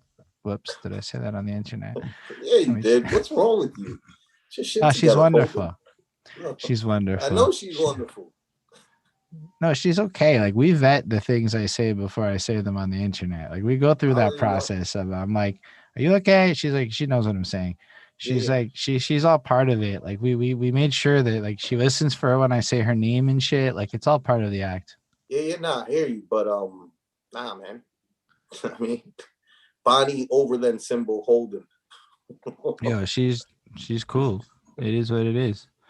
Yes, she Um, is. I know that, but So, but getting back to it, right? Like, back then was the beginning of social medias, bro. Like, so essentially, like a lot of these battle rappers, like the way that the beef was getting formulated was really on some silly shit, like some just miscommunication online. Like, you know, like you just left an opinion on somebody's status. And back then, like, yeah, you had the beginning of Facebook. So like people didn't like certain things that have become like societal norms where you're just like, yeah, like there's a public forum, like anybody can stop by and comment, you know? Like some people would take it personal, like, what the fuck are you doing commenting on my post? Like, it's a post. I don't know, came by to drop my opinion, I guess, my 2 cents, you know? Shit like that. Like it was all that like beginning of social media, not people really not having like a bar that yo, they that's go an by. interesting point. So basically, you have a bunch of people that are about to go diss each other, literally on Facebook in the beginning of Facebook, dissing each other on comment threads before anyone really knew what anything was. I mean, I don't know if I call it like that, but like I'm saying, like people would Well, friend maybe not each dissing. I other. just kind of They'd friend each other, and then maybe there'd be a miscommunication that would lead to you not liking the person. Now you make a blog about the guy, and then next thing you know, there's like a league guy, either the division guy from like your local chapter. So like back then we only had 4 divisions at the beginning of grind time. So it was like, well, not at the very beginning, but like once it was established, it was like grind time South, which was really Florida, and grind time Midwest, which was really I think it was like Ohio, if I'm not mistaken. Um, and then you had grind time West Coast, which was really California, and it's just really the Bay Area and LA that were throwing events. And then you had Grind Time New York, which was really just New York City. It's not like, you know, upstate. Like eventually later on, we had an upstate New York division as well, you know, because it's super far from New York City and they just weren't coming down here and they had enough talent to, you know, culture. I guess I'll leave that to Direct to speak on more so. But the point is, everybody, so like if you were in the middle of Vegas and you were really known like that, you would probably go battle in LA, you know, like you'd go. But so the point is, you'd make this like video online blog talking about a guy, and like probably the guy that locally ran that division would be like, yo, like, so then let's set this up. If you don't like such and such, like, let's bring him in, or, you know, while, you know, maybe the guy is in New York and PH would end up calling somebody from California to fly somebody in, and the battle happens. And but there is a lot of like you said, like wrestling type of drama, you know, like no. I mean, like that's how I look at it. But like, it's fascinating how organic it happened, right? Like you said, it wasn't like anybody engineered it, but it's almost like mm-hmm. put all the elements into the right fishbowl. This is the natural order of what appeals to, because the other side of it is everyone's staring at analytics pages. Okay. Like everybody has their Google Analytics and their fucking websites. And so they're all noticing what people are clicking on. And that's gonna also be a big part of it. So as they start to see, yo, when this happens, there's a lot more hype. We get that many more people invested. The battle after the fact has all these things going on, et cetera, et cetera. Like that's got to have been a big contributing factor to how certain things kind of pushed it, even if people weren't always aware of it at the same time. Yeah, yeah. No, I mean, but that's like how good things get built, right? Like you don't even see it. Like you're just in the middle of doing a thing that you do, and like you turn around and it's just like when Cortez was talking about like the hollow hand battle, like he didn't know when he was writing for that battle the impact like it would still have 10 years later, or like most times, I don't want to say he didn't, but like most times, you're not thinking, oh yeah, 10 years down the line, this battle, because you also can't predict it. Like that's the beautiful thing about battle rap, is that it kind of like I had no idea that battle was 10 years ago when I watched it because it wasn't uploaded 10 years ago. yeah, I mean, So I thought it was uploaded like 5 years ago. So it was that. It doesn't mean it didn't happen. That I'm saying because the upload dates apparently don't always match when they happen because I didn't look that deep with it. So I'm like, that's pretty incredible, I honestly. think also what ends up happening, I don't know 100%, right? Somebody can Google this and check it. But like, I think that sometimes, because like I've noticed when I have old videos on my old Dutch Vega YouTube page that I made private after putting them out initially, when I unprivate them and make them public again, that new date becomes its publishing date. Okay. That So sounds it might plausible. be that the battle, like it was from 10 years ago, it got posted 10 years ago. At some point, they privated the battle. And then when they unprivated it 5 years ago, it then got that timestamp as like the date. So that might be the case. No, but I think it makes it a cooler battle situation, right? Because, like I said, like I wasn't kidding when I said it felt like so much of what he said in his battles across the board were so like they hold up today is I don't want to like use the word bad, but like tasteful. Tasteful is a good Mm-hmm. way to put it. Like they still hold merit. It isn't like, Yeah. nah, that's a product of the times. It's weird. You have to make no mental gymnastics to justify it, which I find sometimes you got to do because of the times, which is fair enough. But yeah, I just been thinking a lot about the content, so I thought that was really cool. Yeah. Nah. I mean, no, there's a lot of cool things about like battle rap. That's why I like pridefully like am a part of it, and like I say, like I keep on saying, like because there, there's to a lot of people it doesn't matter, but like to me, like I understand the impact because like I'm like it's the same impact that hip hop had.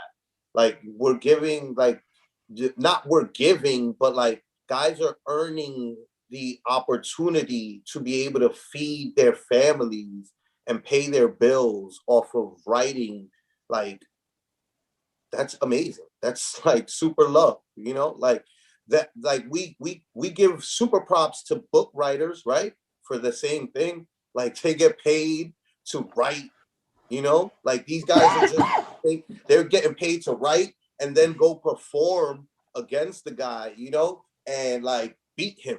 Like, and what I was gonna say was like it's beautiful because like you have this any given Sunday thing that happens in battle rap where like there's no predicting who's gonna win. So like that's why like I don't think that necessarily any of us are thinking about the impact that a battle will have 10 years from when it happens, because you're kind of really focused on what's in front of you, which is like the task that's in front of you, which is Because he said he winning had this to shut battle. everything down to do a battle, which was an interesting thing we didn't expand on. But he said he has to shut everything down to do a battle, Mm-hmm. and that made him less interested in necessarily pursuing all battle opportunities. And I never considered that, but I suppose you're gonna have to do a lot of research. You're gonna have to watch all these past battles. You're gonna literally have to take a whole bunch of time Yeah, to really. How long does it take to really prepare for a battle if you're doing it at this tier, in your I opinion? mean, there's it varies. All of it varies, right? Essentially, leagues can book a battle a year, half a year, like 3 months, 4 months out. Back then when we first were doing grind time and establishing all this stuff, essentially it was looked at as like a month was more than enough time. But there would be absolutely battles that would happen on the fly, like 2 weeks, sometimes a week ahead of time. And like you're expecting guys to come up with 3 rounds worth of material and memorize it and perform it like to a T flawlessly. And there's some guys that like they literally like Charlie Clips has like he's known for like having a freestyle 3rd round where like people say like he doesn't care essentially. And that's the way that it's looked at. Like freestyling is looked at as in battle rap nowadays as you don't care because guys are taking time out their schedule to make whole events happen. People are showing up for your performance. And if you just so happen to be having the one bad freestyle day, that's all you need to justify how bad it is of an idea to freestyle all the time. You know, like that's all you need. Like you could have 20 performances freestyling all of them where like, yeah, you're killing it, you're doing good, like everybody appreciates it. But like you have one bad one and it's just like, well, you see, like you should have prepared. Like that other guy spent however much time he got given preparing for the battle, you know? And like it's and I know as somebody who threw events, like I looked at it as like that as well. Where like I don't want you to freestyle. I don't care how good it is because like I'm doing a lot here to make this happen. So like if you mess up, let it be because you practice, and something happened and a glitch happened in the matrix. But like don't let it be that you just, you know, oh whatever. Like, oh, I'll just freestyle through this because, you know, I'm just that good. And it's just like, oh, I hope you're that good. Now you got to be better than the guy who comes with his written because everybody who's come with their written and taken the time to prepare for their opponent showed that they cared enough to contribute that time and put in that work.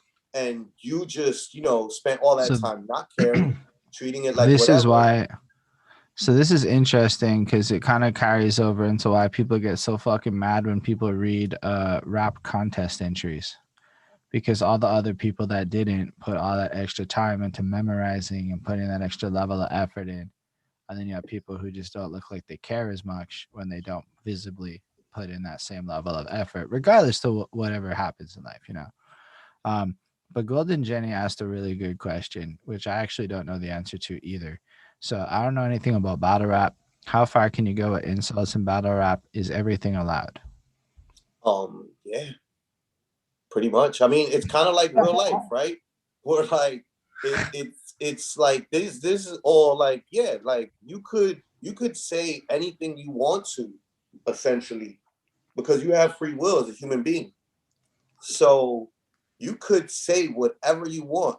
I would just, you know, tell you if I cared about you, I would tell you to be careful what you say to who you say it. Like there's gonna be people that, you know, you'll be able to say certain things to and get away with it. And there's gonna be people on this earth that you say certain things to and they're probably not gonna like react positively to it. So you could say whatever you want to say in a battle, but like there are a lot of like there's a lot of footage online of battle rap fights. So it's like, oh, you know, that never happens. There's never a point where like people start fighting over something that got said. Like, no, there's examples of it. There's plenty of examples of people fighting over Is there very like little. a is there like cultural norms that surround like there's a given that's too far moment or that's a low blow or anything like that? I mean, yeah, there's all sorts of things, but then there's like all sorts of battle rappers that like literally that's their like shtick and that's their thing. You know, like Arsenal is known as being disrespectful. Like he's like, what? I disrespect everything, the most sacred thing. Like what? Your mother is sacred, your daughter is sacred, your child. Like I'll say whatever. I don't care. So like yeah, there's kind of like that, those unspoken rules amongst the people that choose to engage in it in that way, where they're just like, I'm not gonna, you know, they look at it kind of like, uh, like hitman movies. No, not even, because like hitmen get paid and they don't really care if it's a woman, child, or who it is. They're gonna kill them. But like gangsters in the street essentially have always had like a rule of like, no getting your mother involved, no doing harm to your children. And as long as your woman is not all up in the streets in your same business, then she's off limits as well for the most part. But that one gets kind of shaky. Like that's kind of like gray area. Things sometimes don't operate like that. Again, it depends on who, like if you make an enemy out of the wrong person on this earth, there's no predicting how far they might be willing to go to bring harm to you. I I think that think was a good answer. that was definitely basically to to boil that down into a sentence is play risky games, be ready to get burned. Yeah. Yeah. I mean, no, it's a good answer because like, it's not clear, right? Like if you were to say to me, like, I watch Bodied. That is my whole fucking reference point for what's appropriate or not. Because basically that whole movie can be boiled down into what's appropriate or not in battle rap. With the climax of the movie being man's burned his friendship for the sake of the battle. And yeah, they'll battle again, but you burn that personal relationship. And Mm-hmm. then you got accepted into the clique, let's say, by that move. And it makes you question the ethos of a lot of things and a lot Yeah. of decisions that get made. But it doesn't necessarily say right or wrong, because I might interpret that situation in a way where I'm like empathizing one way, but somebody else might watch the same scene and be like, nah, that man played it smart. Yeah. And there's And no that's there's no predicting for everybody's storyline, right? Like there's no, like that's why a lot of things happen too. Like there's a fight that happened in a battle between Math Hoffa and Sirius Jones. And like Math Hoffa, ideally in the public's eye, didn't have a good reason for starting the fight and throwing the first punch, right? But like the way he explains it is like, yo, he had a bad day. Like there were all sorts of things that like led to him being on stage, and like you just did the wrong thing the wrong way that just rubbed him the wrong way. And it was just like, yo, you know what? I'm gonna punch you in the face. Like,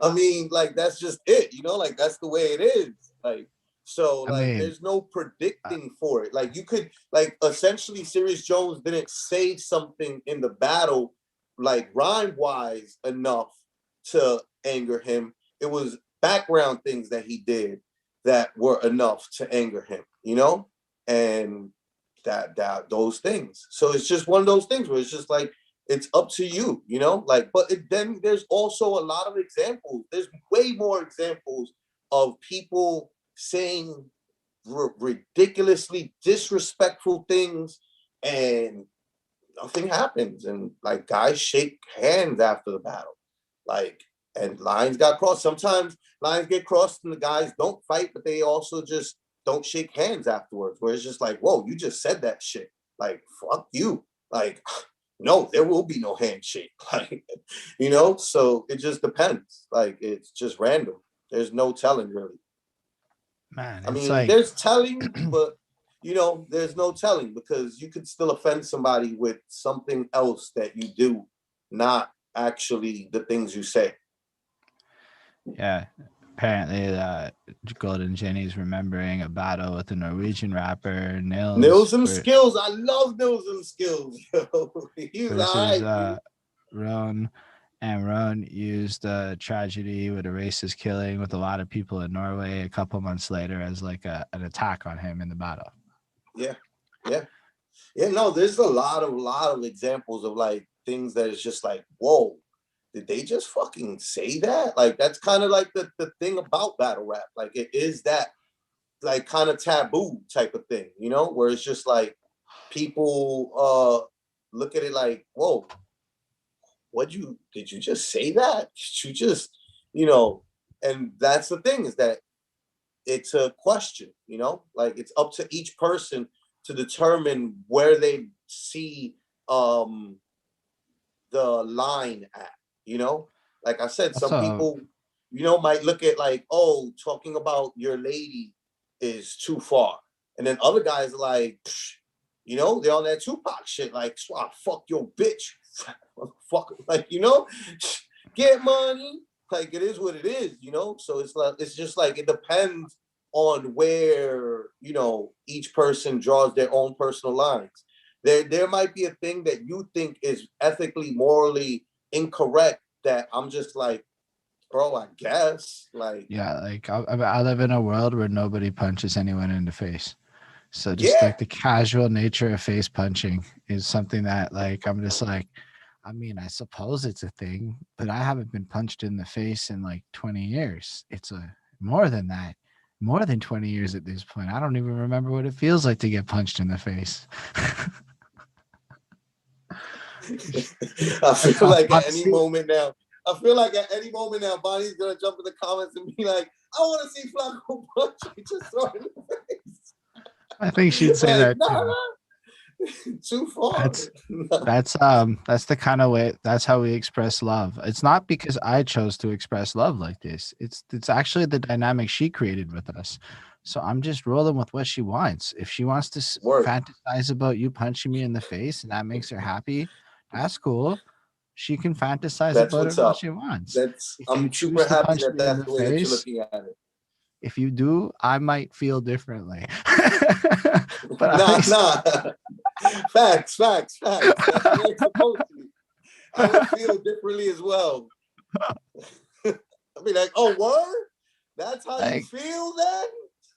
like it's not lost on me that sometimes people get off on the idea of physical violence or like people berating me, and I'm like, okay, if that's what people like, I mean, as long as we keep it in a certain degree of fantasy Yeah, realm, nah, fantasize away, I definitely don't everyone. mind that shit Love it. either at all. I kind of thrive off of that energy. Like, I super have always enjoyed, like, you know, I was talking with a friend of mine, Joe Powers, on Facebook, and he was asking if you ever had a diss record made about you. And I went in and I was like, I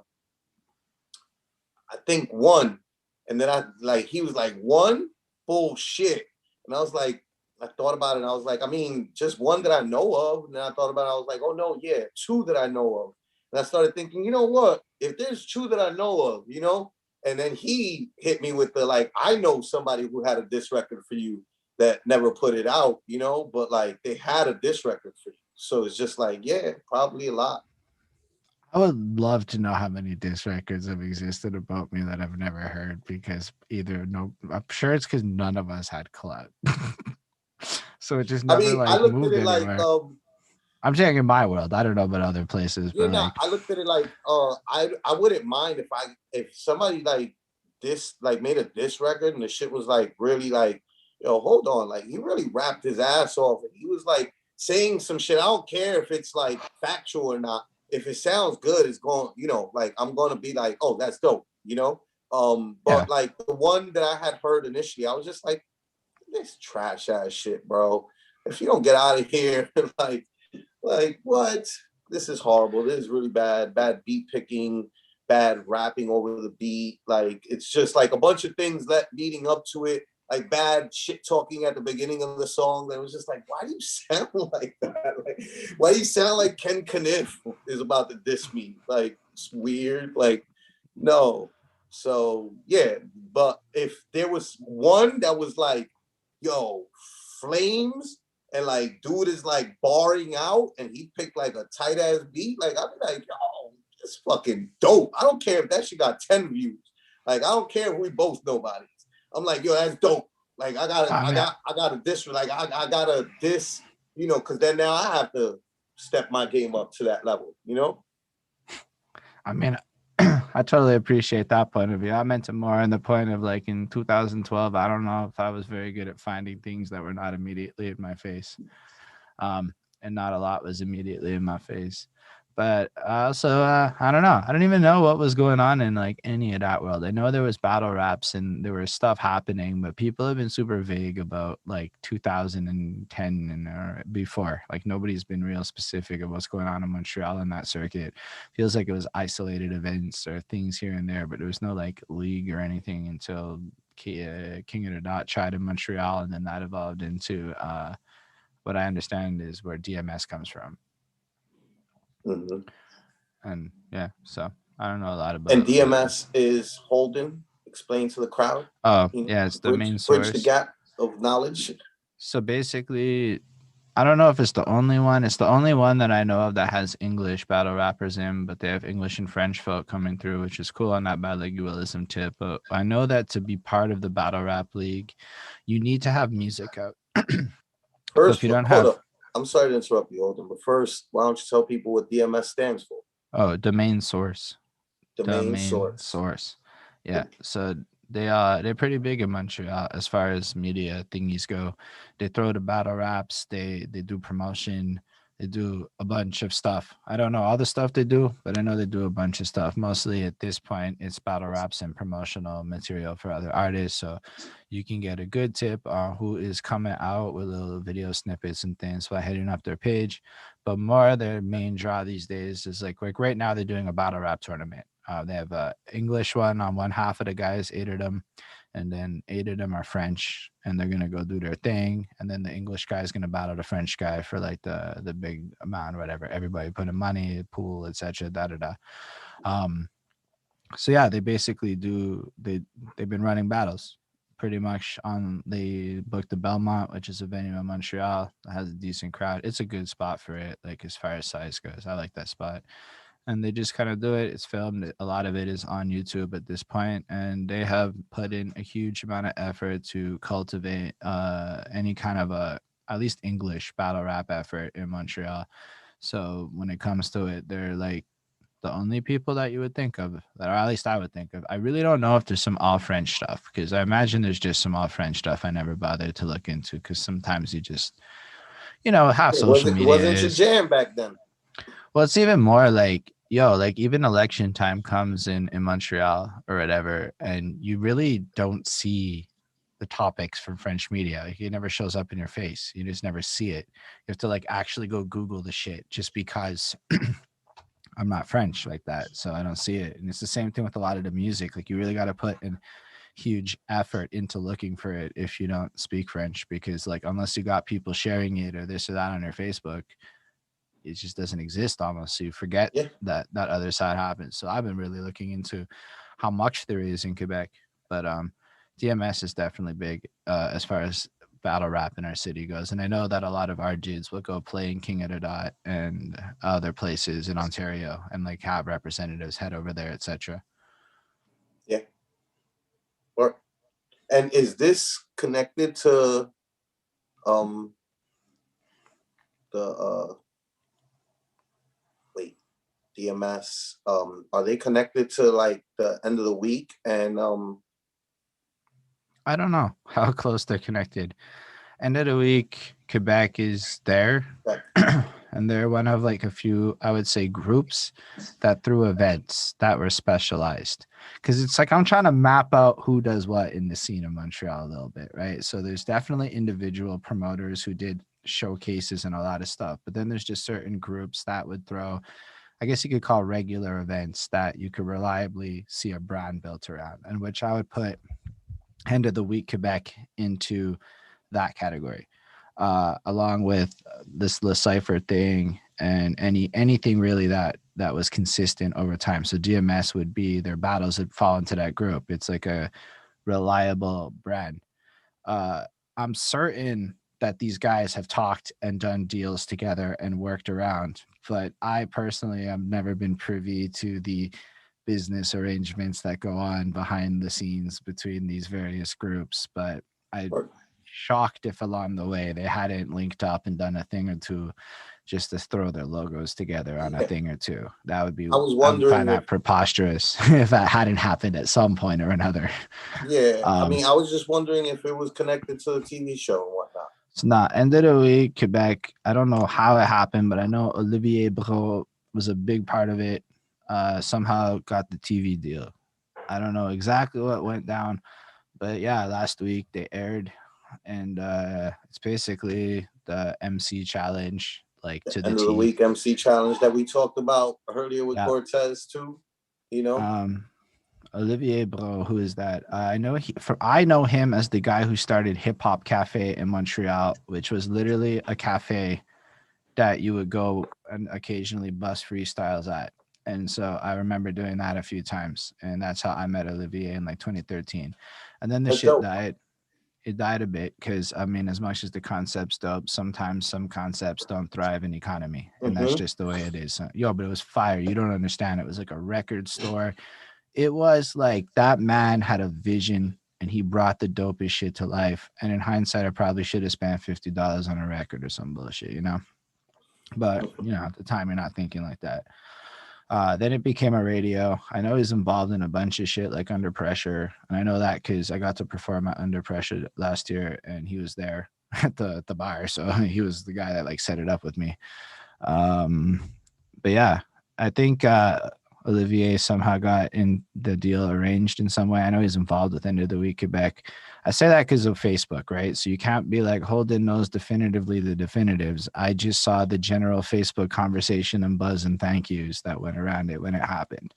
I honestly only ever met the End of the Week Quebec people one time at a barbecue, and it was like after COVID started, so it was kind of like, and there's a lot of people here. Maybe I shouldn't be here, type thing. Yeah, yeah. So I don't really know them. And right after that, they basically all ghosted. So like this whole time we've been doing this thing, they've been very preoccupied and Yeah, with the AWOL. show. Yeah. So I didn't know what was going on, etc.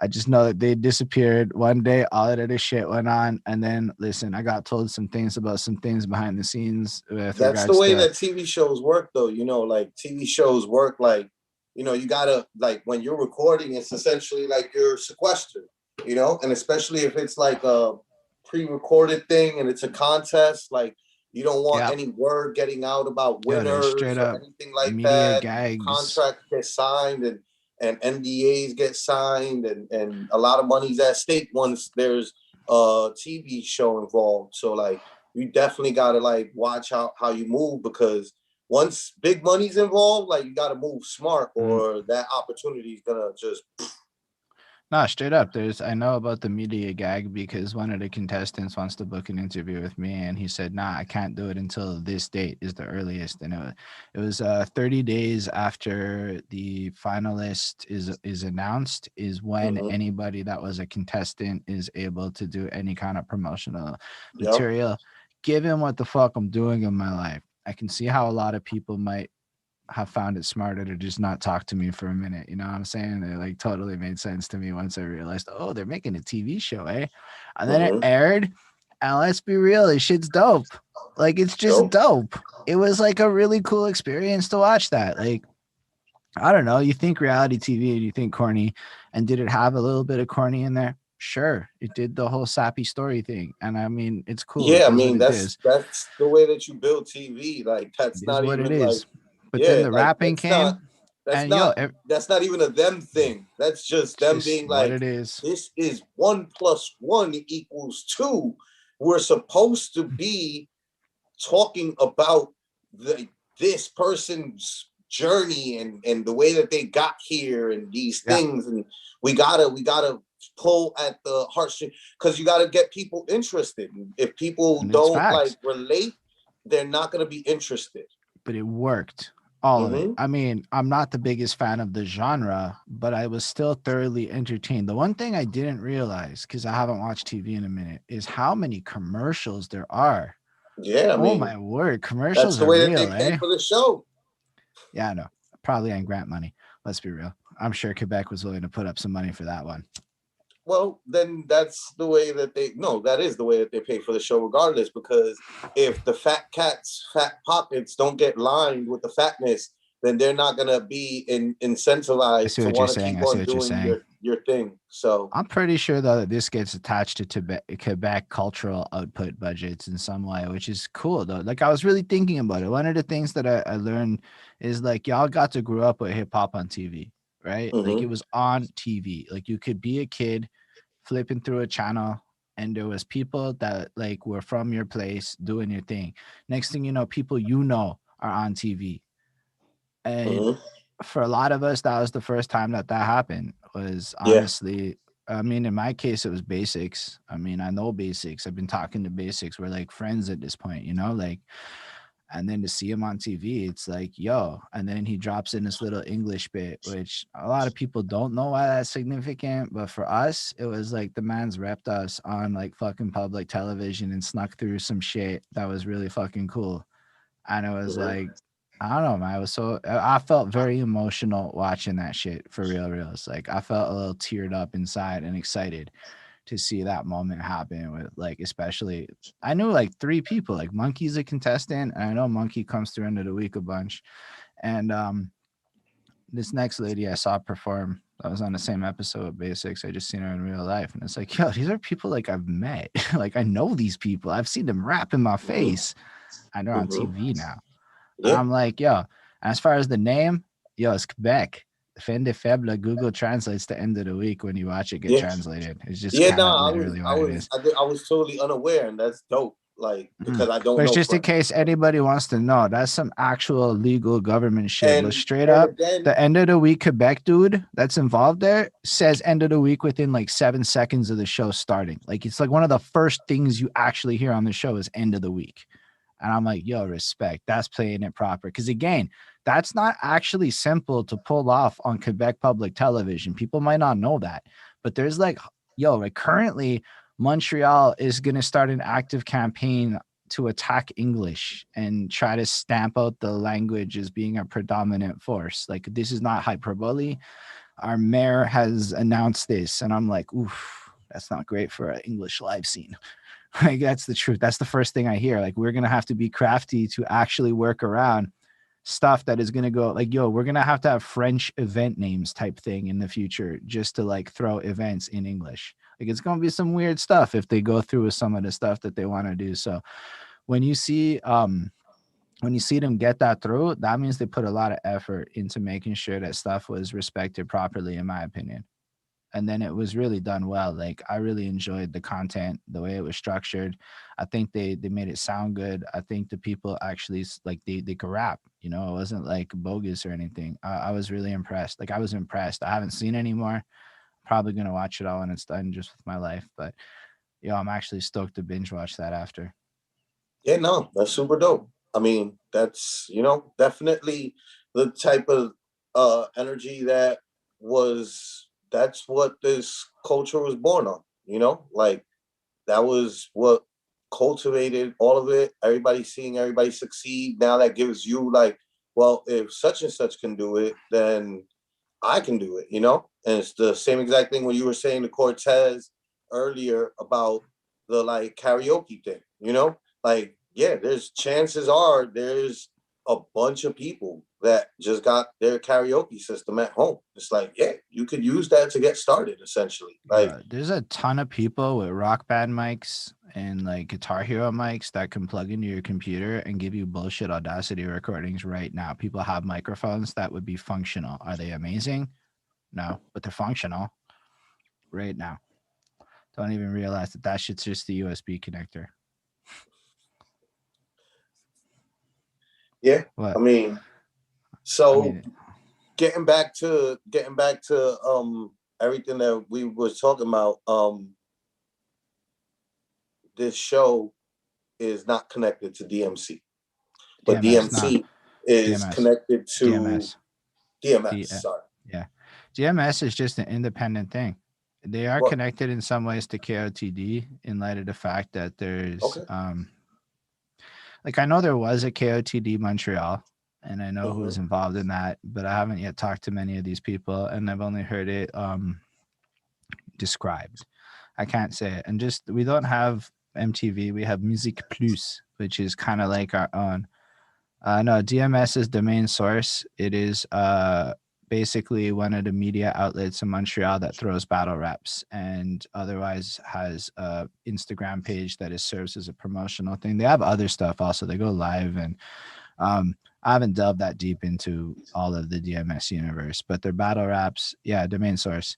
It is their main draw from the people that I personally would know. Anybody I know goes to those battles and they hang out, and it's almost like a lot of people that I would be on my Facebook right there. So I'm kind of aware of it. I've watched a few of it though, just because like yo, it is honestly good content, and it has that like internal joke where people are playing off the crowds and the internal things, and like they've really like I'm part of their private Facebook group where they culminate and do stuff. Somebody added me along the way, and I'm just so like I see a lot of it, and it's like really a community, and it's fucking cool.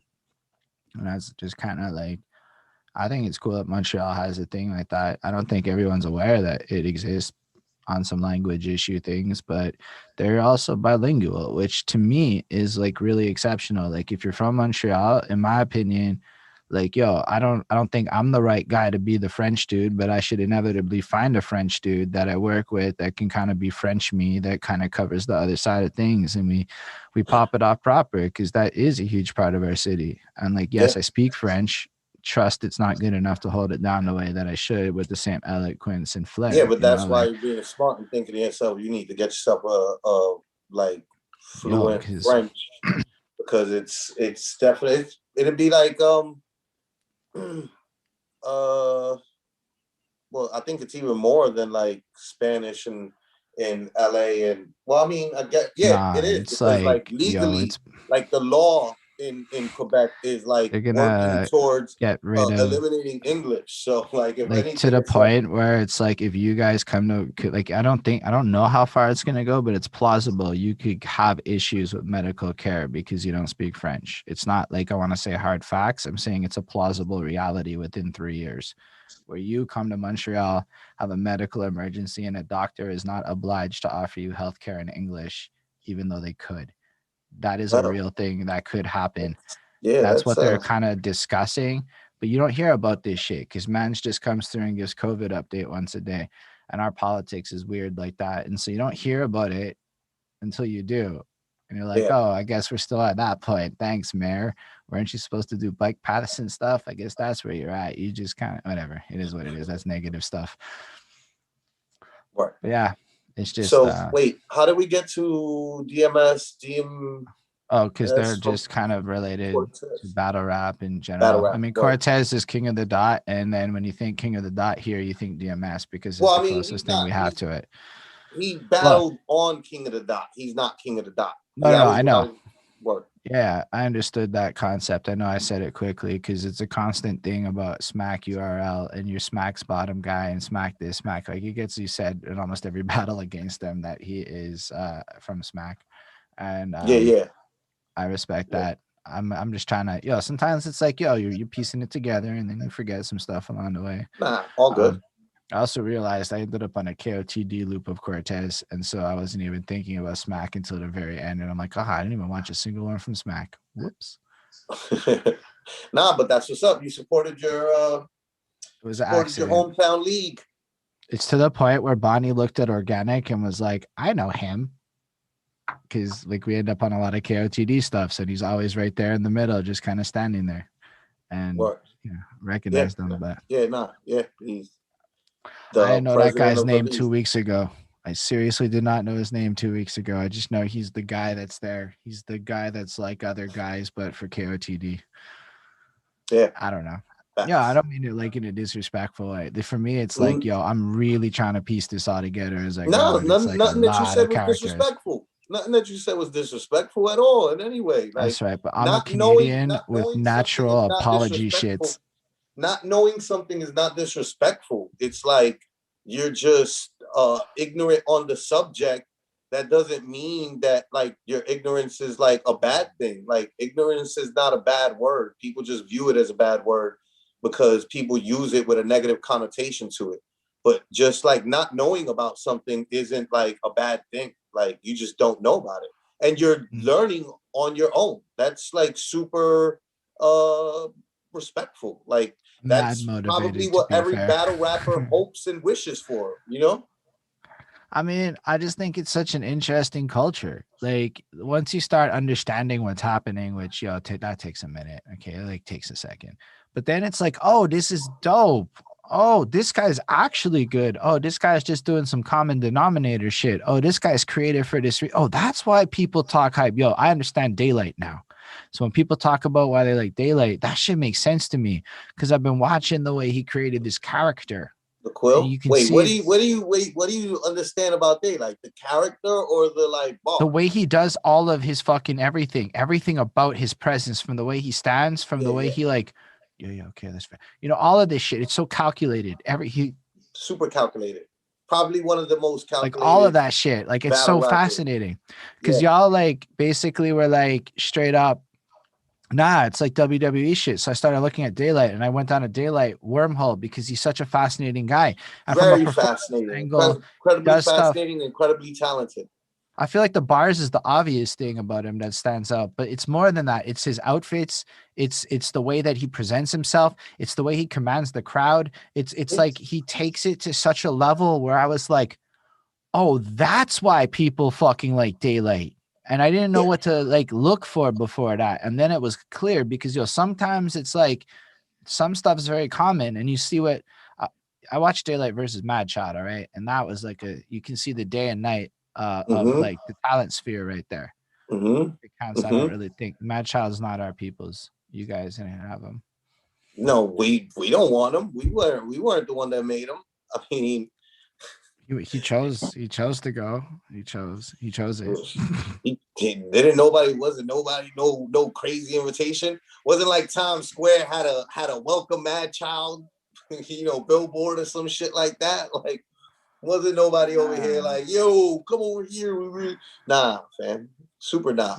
Definitely Fair not. It enough. might have been some guys like in that necro family, Yeah, I mean those guys don't like, those, yo, Metta.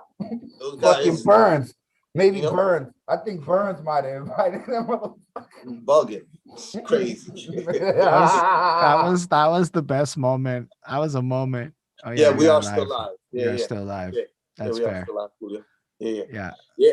I'm okay with that. That was still a Yeah. fucking great Okay. moment for my Yeah. life. My bad if Tell that him I was said not. it.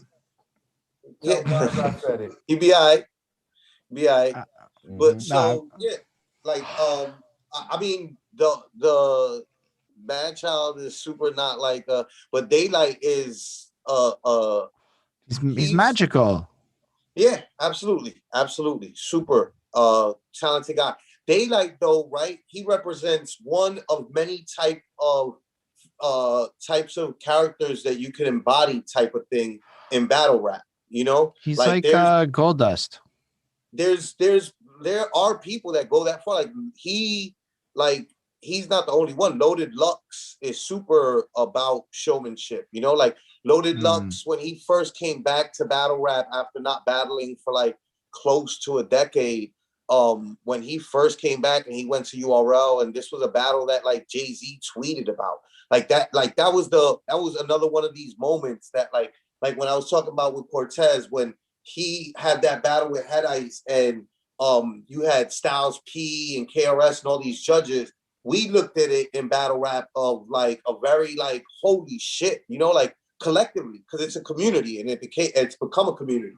And so like we looked at it like, yo, fuck, like we got these guys paying attention enough that they're willing to show up and judge our battles now.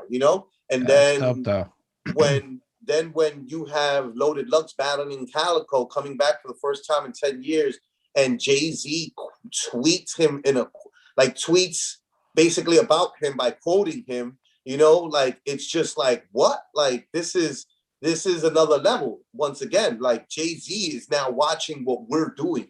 And then live at the event, Puff Daddy and Q-Tip and Busta Rhymes are in the like balcony seats and they're like betting like $50,000 on the winner, and they're like, I think it was 50,000. I forget how much it might have been. It might have been like 10,000, 50,000. I don't know what the exact number is, but they had thousands of dollars ready for whoever won the battle, like, so like, it's just, it creates like this environment, this very exciting sports like environment that Sports like is fair. That's a good distinction. I very accept. sports-like environment that no other like faction of like or part of the culture really cultivates like that.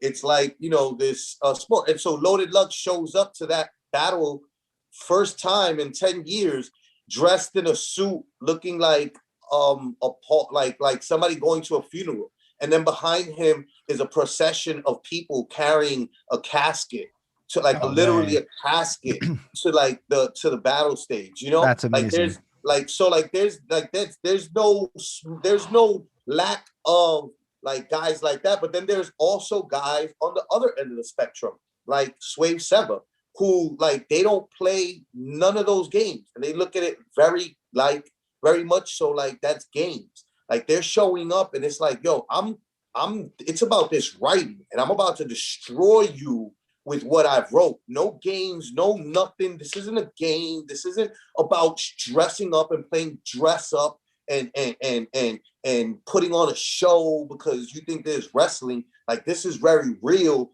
And I'm about to talk to you about yourself and tell you about, you. And so there's guys that like you mentioned Nosem Skills and Roan, and like there's guys like Roan where like to them they take a very comedic angle with everything.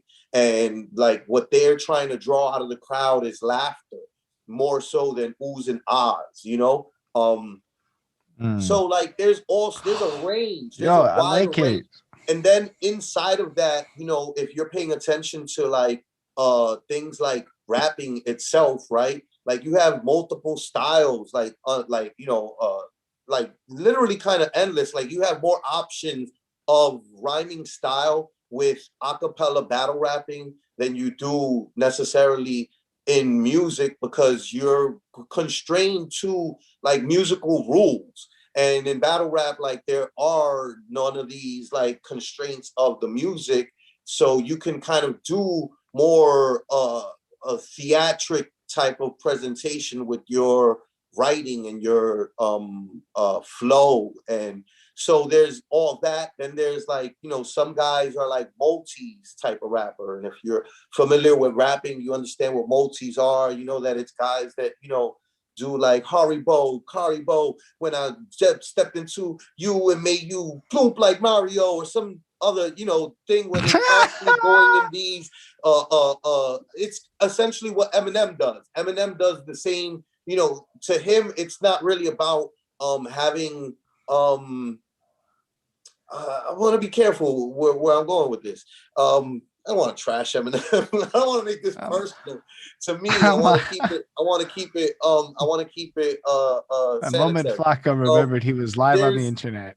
No, I mean it's not even that. It's the internet, right? Like I don't want people like taking getting upset at what I'm saying because they're a fan of Eminem and not like getting the knowledge of like actually what I'm trying to say, which is like Eminem tends to rhyme in the same rhyming pattern sounds over and over for like like his entire catalog. And that's the way that he approaches music making. And that's the way that he raps. That's his rapping style. And that's the rapping style of a lot of battle rappers. Guys like Disaster. There's a whole litany of guys that's their writing style. Some guys are punchline based rappers where like everything is kind of like a setup. It's not about like the multis and all these like inner rhyming patterns inside of the bar, but it's about the rhymes at the end of the bar, making sure that those punchlines just hit on another level. So like there's all sorts of ways that when you like put together all these like things that battle rappers can fit into, like you can essentially keep on creating like limitless amounts of like styles and like characters, essentially. People that you can have a guy that loves to play into the character and he does punchlines and his flow is very like rhythmic and to like almost a beat that's not even there, right? And then you might have a guy who's like into the drama of it, same as him, but then he's like multi-based and very like staccato, off kilter rhyming patterns and enunciation style. So like there's like a limitless potential with the amount of like different characters that you can like find like likening for in battle rap. Yeah, I think it's way more interesting than people give it credit for. I definitely think that the more you delve into it, the more you can unlock like layers of appreciation. But yeah, I hope that like your layer was in the showmanship of it. You were like, now this I am into, sir. A guy with true lyrical talent, but also who's like totally But about the no, but to be showmanship fair, about it. I had to understand what to look for.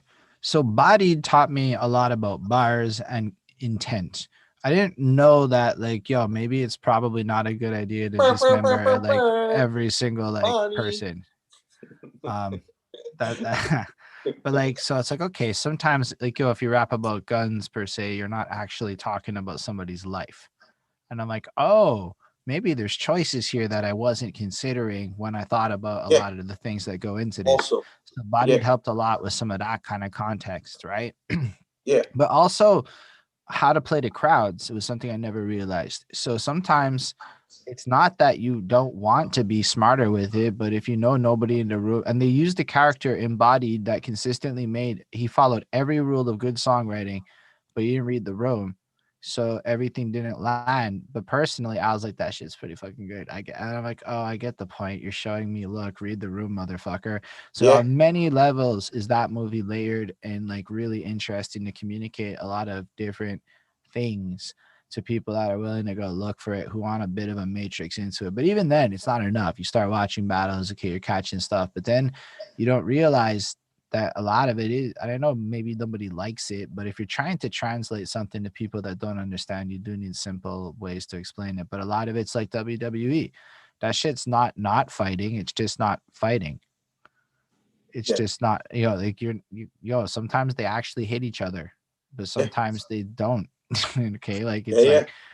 like so, sometimes like Like I said, it has a Matt, very any given Sunday like vibe. Like that's the thing about battle rap. Like there's really no predicting who's gonna win. Like a guy, and I liken it to MMA I because like how Julio put it. It's scripted, not fake. And I feel like while battle rap doesn't have a scripted outcome, maybe there's still the same level overtones of like, yo, this is an I mean, understood thing everyone's engaged in.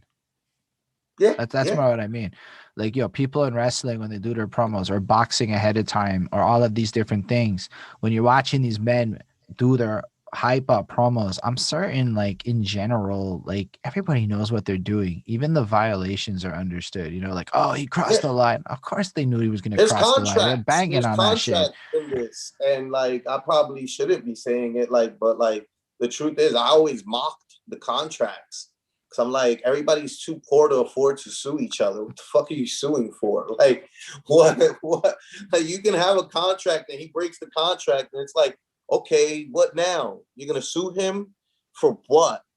Like, a lot of these guys, like, not everybody is not everybody is the popular guy who's feeding his family off of it.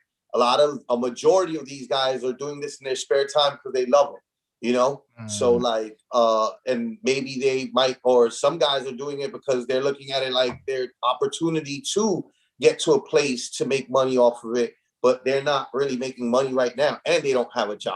So it's just like, what, you're gonna sue him for what? Like, he like doesn't have anything to give you. So like, you could sue him, but like, what's the point of that? You're just gonna waste more money um yeah, suing somebody I've who I've doesn't thought have about that too. That's why I'm not necessarily worried about it. Usually, if you're in a position to get sued, you're also in a position to deal with a lawsuit. Usually, in that world, usually you have money because people are gonna Google your net worth before they're gonna bother with a lawsuit. I've not been that way. I mean, then again, I'm certain that you should worry to a degree and not act completely carelessly with your actions. I'm not trying to advocate for that, but I'm also yeah, not in the States. So, I mean, I say all this where I understand it's very hard to sue me outside a small claims court in Canada. You can sue me in small claims court. And I'm like, okay, I suppose that's fine. If it ever came to that, we can deal with $1,500 or whatever the fuck it is. But you can't like sue me, sue me. You'd have to sue whatever entity that is a company that is doing well enough to sue. I mean, I don't know. I've never heard of anybody like personally suing a person in my life.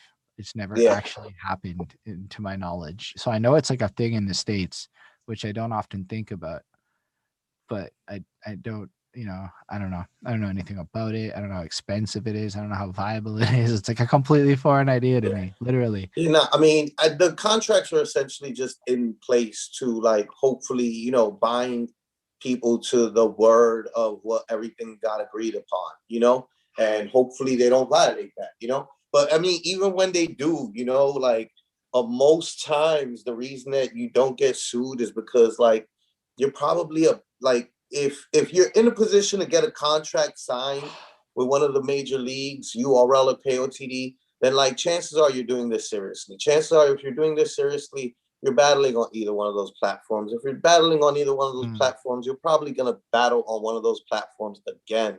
And, uh, you know, if you're going to battle again, like it'd probably be better off for you to just, you know, like give that person a break, give them maybe opportunity to work it off. You know, you can work it off. You can show up to this event and battle for free, which you could do, you know, to make up for, you know, doing this fucked up whatever might have happened that broke the contract, you know. That's fair. What up to Poison Pen in the building? Yeah, that's cool. Shut up, Poison The Pen, for being in the champion. building. Wait, I don't know if I think he's connecting audio. I don't know if he can hear us. He could That's probably fair. hear us. I'm very okay for you to re-shut him out when he can hear us. Yeah. Okay. Word. When you're connecting is when you're like putting in the password or some shit like that, probably. It's when you gotta hit that join audio button too. The other day I was on a call for like 5 minutes. Yeah, yeah. That's But fair. shoot. I forgot where I was at. That's fine. I don't know. I don't know what else to say at this moment. I mean, we don't have to keep going. If we're like out of steam and you want to go, we can keep going if you want. It's up to you. You let me know. I mean, I'll answer whatever, you know, thing is relevant towards what we was doing. I mean, I'll answer any question, like, period, right? But That's like, fair. I mean, within reason, right? But like, so if y'all have questions too, though, like that relative towards like the battle rap and Cortez, because that's what the interview in this episode's about, you know, like, yeah, like, let's do that. I'll keep on going. Like, Ismail wants to do a 24-hour discussion with Flacco. We'll set that up one day for charity. I'll convince him it's a good idea. Word. I'll be able to do something like that. Yeah, I would need to know ahead of time, but I'd be into that. We'd need to do that shit for charity for sure. That'd be super dope. Yeah, for real. I'm not kidding about that idea. I'm really into it. Yo, charities are really willing to work with you. Like, no lie. Yeah. They're like, oh, I said, can we say fuck? And they say, you can say fuck. And I'm like, I'm in. That's amazing. I'm in. Yeah, like, that's about where my line is. You know, like, can I be mean and curse? They're like, weed's legal. Do your thing. We don't care. Just don't be obvious. I'm like, wow, we're in a great world. But yeah, so it's like, yo, if charities is willing to fuck with us, then why wouldn't we want to fuck with charities? Like, yo, it's such a powerful way to get brand recognition, but also doing a fucking good thing for the world. So to do a 24-hour talkathon, why fuck not? I mean, I'd hope we'd have something really good to talk about for 24 hours, but we could even do a thing where like motherfuckers hip hop, bro, hip hop. Hip hop is always a good thing to talk about, and you can absolutely talk about it for 24 hours. That's facts. I've talked about hip hop for hours on end with my friends. Like, that's true. Arguing most times, but nonetheless, we were talking about hip hop. Yeah, that'd be fun. You could do a lot with that idea, actually. Yeah. I was just thinking maybe too logistically at this time. But that's what happens. I see an idea like that, and I'm like, okay, how do you actually make that a reality in like a very like specific way? That's a cool idea. So Flacco definitely has knowledge that he can definitely speak forever. I definitely believe that. Yeah, I mean, yo, I hope I live forever to be able to speak forever. Word life. I hope my teeth stay in my mouth. I mean, I don't think that stops you from talking. You keep on talking. It's past that. I hope I don't ever lose my voice, and I live forever, and I keep on talking to everybody forever. How about that? How about that? How about I'll take that, Ismail. Thank you very much, sir. Thank you. It's true though. It's very fun. I just moved on from all of that. I was like, I don't know what to say about what he said there. I just finished losing a tooth, and actually, like, it's on my mind a lot. lately. Okay, Like, okay, mhm. that's fair. Nah, dead Look, ass. I'm shoot it. fucking, and now I noticed that I bite the inside of my cheek more. So I set up my dentist appointment. I gotta see him in April, but I gotta wait till April because COVID's trash. You know what I No, mean? it's fair though. We had dentist issues on our side. Somebody fell and smashed a tooth and had to wait a while with Yo, like a Ishmael broken is on tooth. my team, son. Ishmael said if you lost your voice, you can still write books. Fam. Ishmael is literally the definition of like that super fan, like that person that sometimes people act like don't exist. I'm like, nah, Ishmael exists. You can't even say that no more. I'm sorry, but I watched him do Word. these things, these actions where I'm like, this guy's just a fucking fan. He just loves it. He's just there. He just Yeah, rides. He's just so supportive. It's like, yeah. yo, it's so cool. And No, then super cool. political Super and shut cool. up. Yeah, Big he should write ox. a book. I would read it. What up, bit Ox? Yeah. I just saw that what's goody pop up. Nah, I'm cool. I like that. I like the idea of you writing a book. I think that would be a very entertaining book. Yeah, Golden Jenny is also a super fan. She's pretty wonderful as well. She just wasn't there in my specific and immediate purview. But look at Ismail, making sure to remember Golden Jenny. That's the They're kind of not. I guy know. he I know a is. lot of. I appreciate. Like I've been blessed to have a lot of super fans, and then we're on right. Like we're on EO Dub's platform, and they have like a lot of super fans. You know what I mean? Like so, super shout to all the super fans because really like that's legit. Like who all of us, everyone that does any of this type of stuff is doing it for. Like, nobody wants to talk to an empty room. It's It's trash. true. It's not fun. Trash. Not And now fun. to like see people there, and it's like, yo, see, my favorite part of this is when you see the people are there for 4 hours, and you think it's like Yeah. no, because you hear this whole world where it's like nobody is the attention span to stick around for 4 hours, and I'm like, I could list you 7 people. I can't list you more than seven No, people. that's super. That's yo, that's lit though. You know, like that's yo, 7 people that you can count on I to don't, like yo, care, you I know, swear like it's like that today. much. For some reason, Twitch didn't tell Ismail I was live, and he only showed up 9 minutes in, and I was like, "Ah, oh, Ismail came." I know it's weird, but he's usually there within 3 minutes saying hi, and I'm like, "Yeah, at least Ismail's there. There's a Yeah, reason to yeah. be So here." you're talking to Ishmael. Yeah, exactly. But there's the But point. like for Exactly. like nine Because you don't want to one, sit there talking to like 0 people. Like, yo, oh it's. man, But then Jesus. it's like you start like realizing, yo, this is kind of cool, right? And all of it, even like yo, seeing like the people in this chat or on the Zoom, I mean, coming back, like I don't know everybody there, but it's like you get to kind of get like a sense of who people are, and you learn, and like having different people throw in their ideas and add to the conversation. It's like, yo, like I never would have met anybody if it wasn't for this experience. And I just feel mad like humbled. Honestly, so often I say Yeah. it a lot. People don't even believe me, but like for real, like yo, Golden Jenny's still here. She just popped up again, like still here. Like this stream Word. is on my end 4 hours. Like yo, it's Yeah. that's like a what kind of a blessing is that? Like when you Yeah, think nah, about it's it, super like that's blessing. how I feel, man. Super I don't know. blessed. And it being people that are out of your immediate circle is the real blessing, right? Because Yeah, that's what it is that you really like you're it's not to say that nobody that to not appreciate your actual circle, right? Because your circle nine yeah, times out of ten probably is what cultivated the energy for you to even want to do things like this, right? But then once you're doing it, like you kind of want to reach people outside of your reach, and you want to reach people that don't know you. yeah. And then it's like, yeah, it's psychologically very encouraging, Very. and I don't know, yeah, all of it, all of Yo, this, like everything. positivity period. Like when we were talking about work the other day, and managing, and like how like companies creating a a friendly work environment, like, and cultivates a better work environment for the employees. And it's like, yeah, duh. Like it's one of those things where it's just like that should been understood. Most corporations, I mean, duh to us, right? Like, but like corporation is just like lagging behind, but it's like definitely good anytime that you're encouraged at work, you usually are just like better at your job. And when you feel like your work has purpose for anyone that wants Yeah, to tack onto it, because you can absolutely. be encouraged and not have specific directives, and then you Yes. feel very aimless. So it's Yes. hard. It's like, yo, what am I doing? Where's the But goal? but then all of a sudden somebody puts a goal in your face that makes sense to you, and you're like, Yeah. yo, I'm gonna put an extra effort that I The wasn't willing to carrot. put in before. And Yeah, it the just kind carrot. of flows. Absolutely. But we're all motivated like that. We're just humans, like literally. Like we all want to achieve things. We all want to be encouraged in the things that we're like trying to achieve, you know?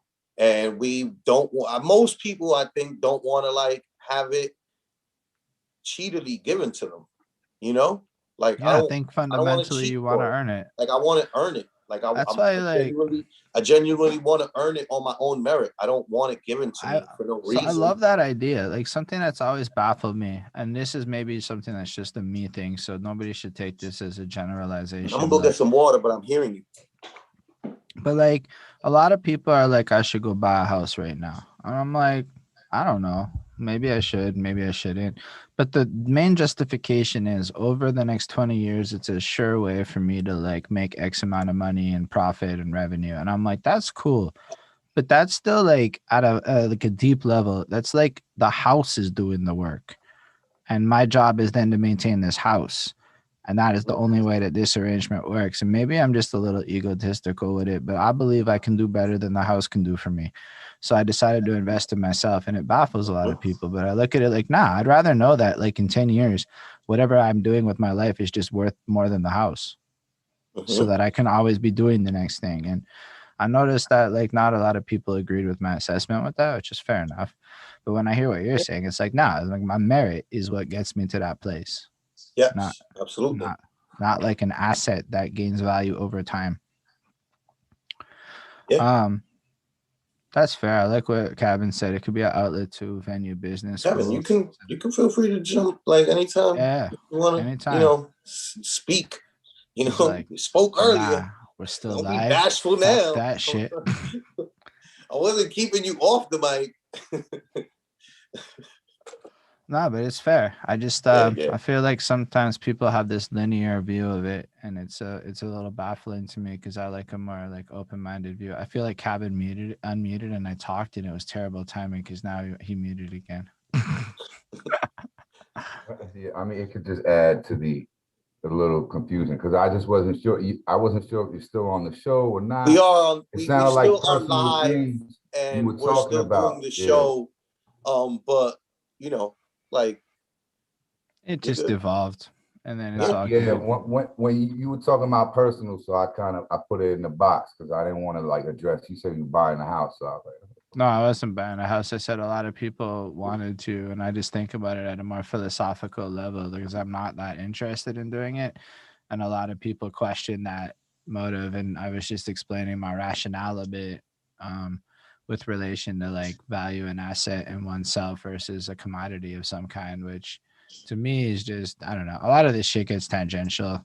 And then yeah, we were talking about Cortez and battle rap, and then the conversation just kind of flowed. And Yeah. And we're I don't here know. now. I think what essentially where we're at is like thanking the super fans and Yeah, talking about the fact that like without people here, like yeah. and There's I no was real. thinking mine because Holden was just from thinking his. And then like I was talking about like being on EO Dub's platform and thinking theirs because there's people that are really tuned into EO Dub like that they're the solid, like they're there all the time. They're always going to tune in to everything because they respect the That's platform and what the platform represents and what it's built and the brand, Same as Jenny and Ishmael are here because, like they respect the brand you built, Same reason Stefano shows up to like just about everything and anything that I do, Like it's just the yeah. support is like It's endless. really Like, cool. And yeah. then I'm really good at getting distracted on tangents, which is charming in some moments, maybe less charming in others. All good. Yeah. I do it too. But you know what I think I see a little bit? Like I think I see sometimes when like we're doing the show, I definitely am trying to like keep my mind towards like uh bringing it back on the track. Yeah. And I think that whenever I don't happen to be doing that, like you're 100% already doing that. So it's just like, But then the show ended like an hour and a while ago. So we're like in so far into the overtime. I'm like, bringing yeah, it no, we're back. essentially We're doing, so deep. We're like in bonus content, extra exclusive. This is for the people still on the Twitch line part of it. yeah, yeah, yeah, So I was yeah. like, my focus isn't 1,000% what it was 2 hours ago. Facts. I'm still here with you. I'm Nah. still gonna bring it back on the track. Yeah, no, I mean, I was really pleased with that Cortez experience. He's very smart. I would love to talk to him again. And I feel like that's just a blessing every time that happens. Um, I think it's cool to learn more about the evolution of things. And I feel like it's incredible how many people come through end of the week. That Yeah. part to me is pretty exceptional. It's almost like it's not necessarily like that where I'm from. There is end of the week, but it's like only certain kinds of people go to end of the week. Like the more freestyle crowd goes there. It's not like everybody is that though. Mm-hmm. So to see like how impactful it was. Yeah. So there's a wide range of like artists that grace the EO stage across the last 20 years. Like a lot. Like I don't know. It's unfortunate because I don't know the names like that. Like I can't rattle off the names. I can rattle off some names that I know. Like I know DMC from Run DMC graced the stage. I know KRS did one time, I think Kweli did. But like those are like names that were already established, right? Just showing their respect to what got created and what was built there.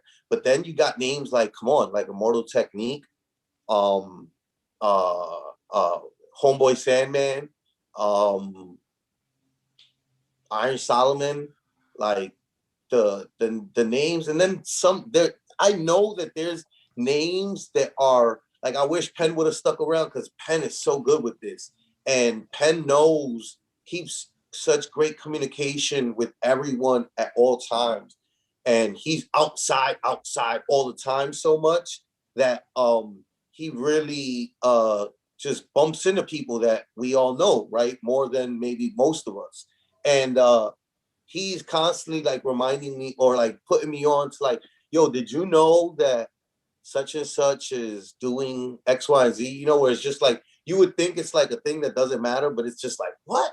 Who's the president of what? Like that was at EO Dub with us and chilling, or you know, like somebody who's like uh uh doing something for somebody who's a really major artist type of thing. Like there's the what's that word, the for school, the like when you're all from the same class in a school, you're oof, the Is word there a is word for that? yeah, Alumni? yeah, alumni, yeah, you know, the Okay. alumni from EO Dub is like crazy, crazy. Mm. You know, like the amount of people that have really. I think Big Pun's son, Chris Rivers, came through. You know, like early on. You know, like it's that, like the alumni for 20 years in New York City, and the amount of people that just like, even like independent artists that would like maybe be like touring and came through New York City and maybe they had a show somewhere else, they would stop by EO Dub. Like they made it like, you know, like a point. Like everybody kind of knows because it's that. Right. Yeah. No, I mean that's interesting. Whew, sometimes you run out of steam. I don't know what else to say in this moment. I'm not gonna lie. I feel like my energy levels is totally not where it was all the hours ago. But I think this was mad interesting. I think it's a good episode. I don't know if anyone else has comments now or questions, but it would be a great time to like throw in your last questions you want to ask before we all part ways on this very Saturday. But definitely thank you again for making a lot of this happen. Like a lot of this is happening specifically because of you, and all of the work you're doing. And I don't know how much people really know that, but just to put it on wax, without you, this isn't a thing. Even like with everything I'm doing in my life correlates back to your hand intervening in some way or another. So Yeah. it's much appreciated with that. Have Nah, you no heard problem. of loaf music? No. Yeah, me neither. Ismail, what is loaf music? You can tell us about that. And yeah, It's collective from uh, New York. I'll look into them. fair enough. There's Word. definitely a lot of people out there. But yeah, on Yeah. that note, thank y'all for watching. For real, appreciate y'all. I don't know. Again, we've been through all that. I'm being repetitive, but yeah, I don't know what else to say at this point. Thanks everyone. I'm gonna start the raid on my side. So yeah, Thank you, live everyone. long and prosper and everything. Yeah, who is Mers? Well, we'll find out if I'm allowed to raid Mers. I am allowed to raid Mers. Oh shit, I'm gonna go raid Mers. Who the fuck knows? Lily, bro. Yo, he's only got 67 fucking people.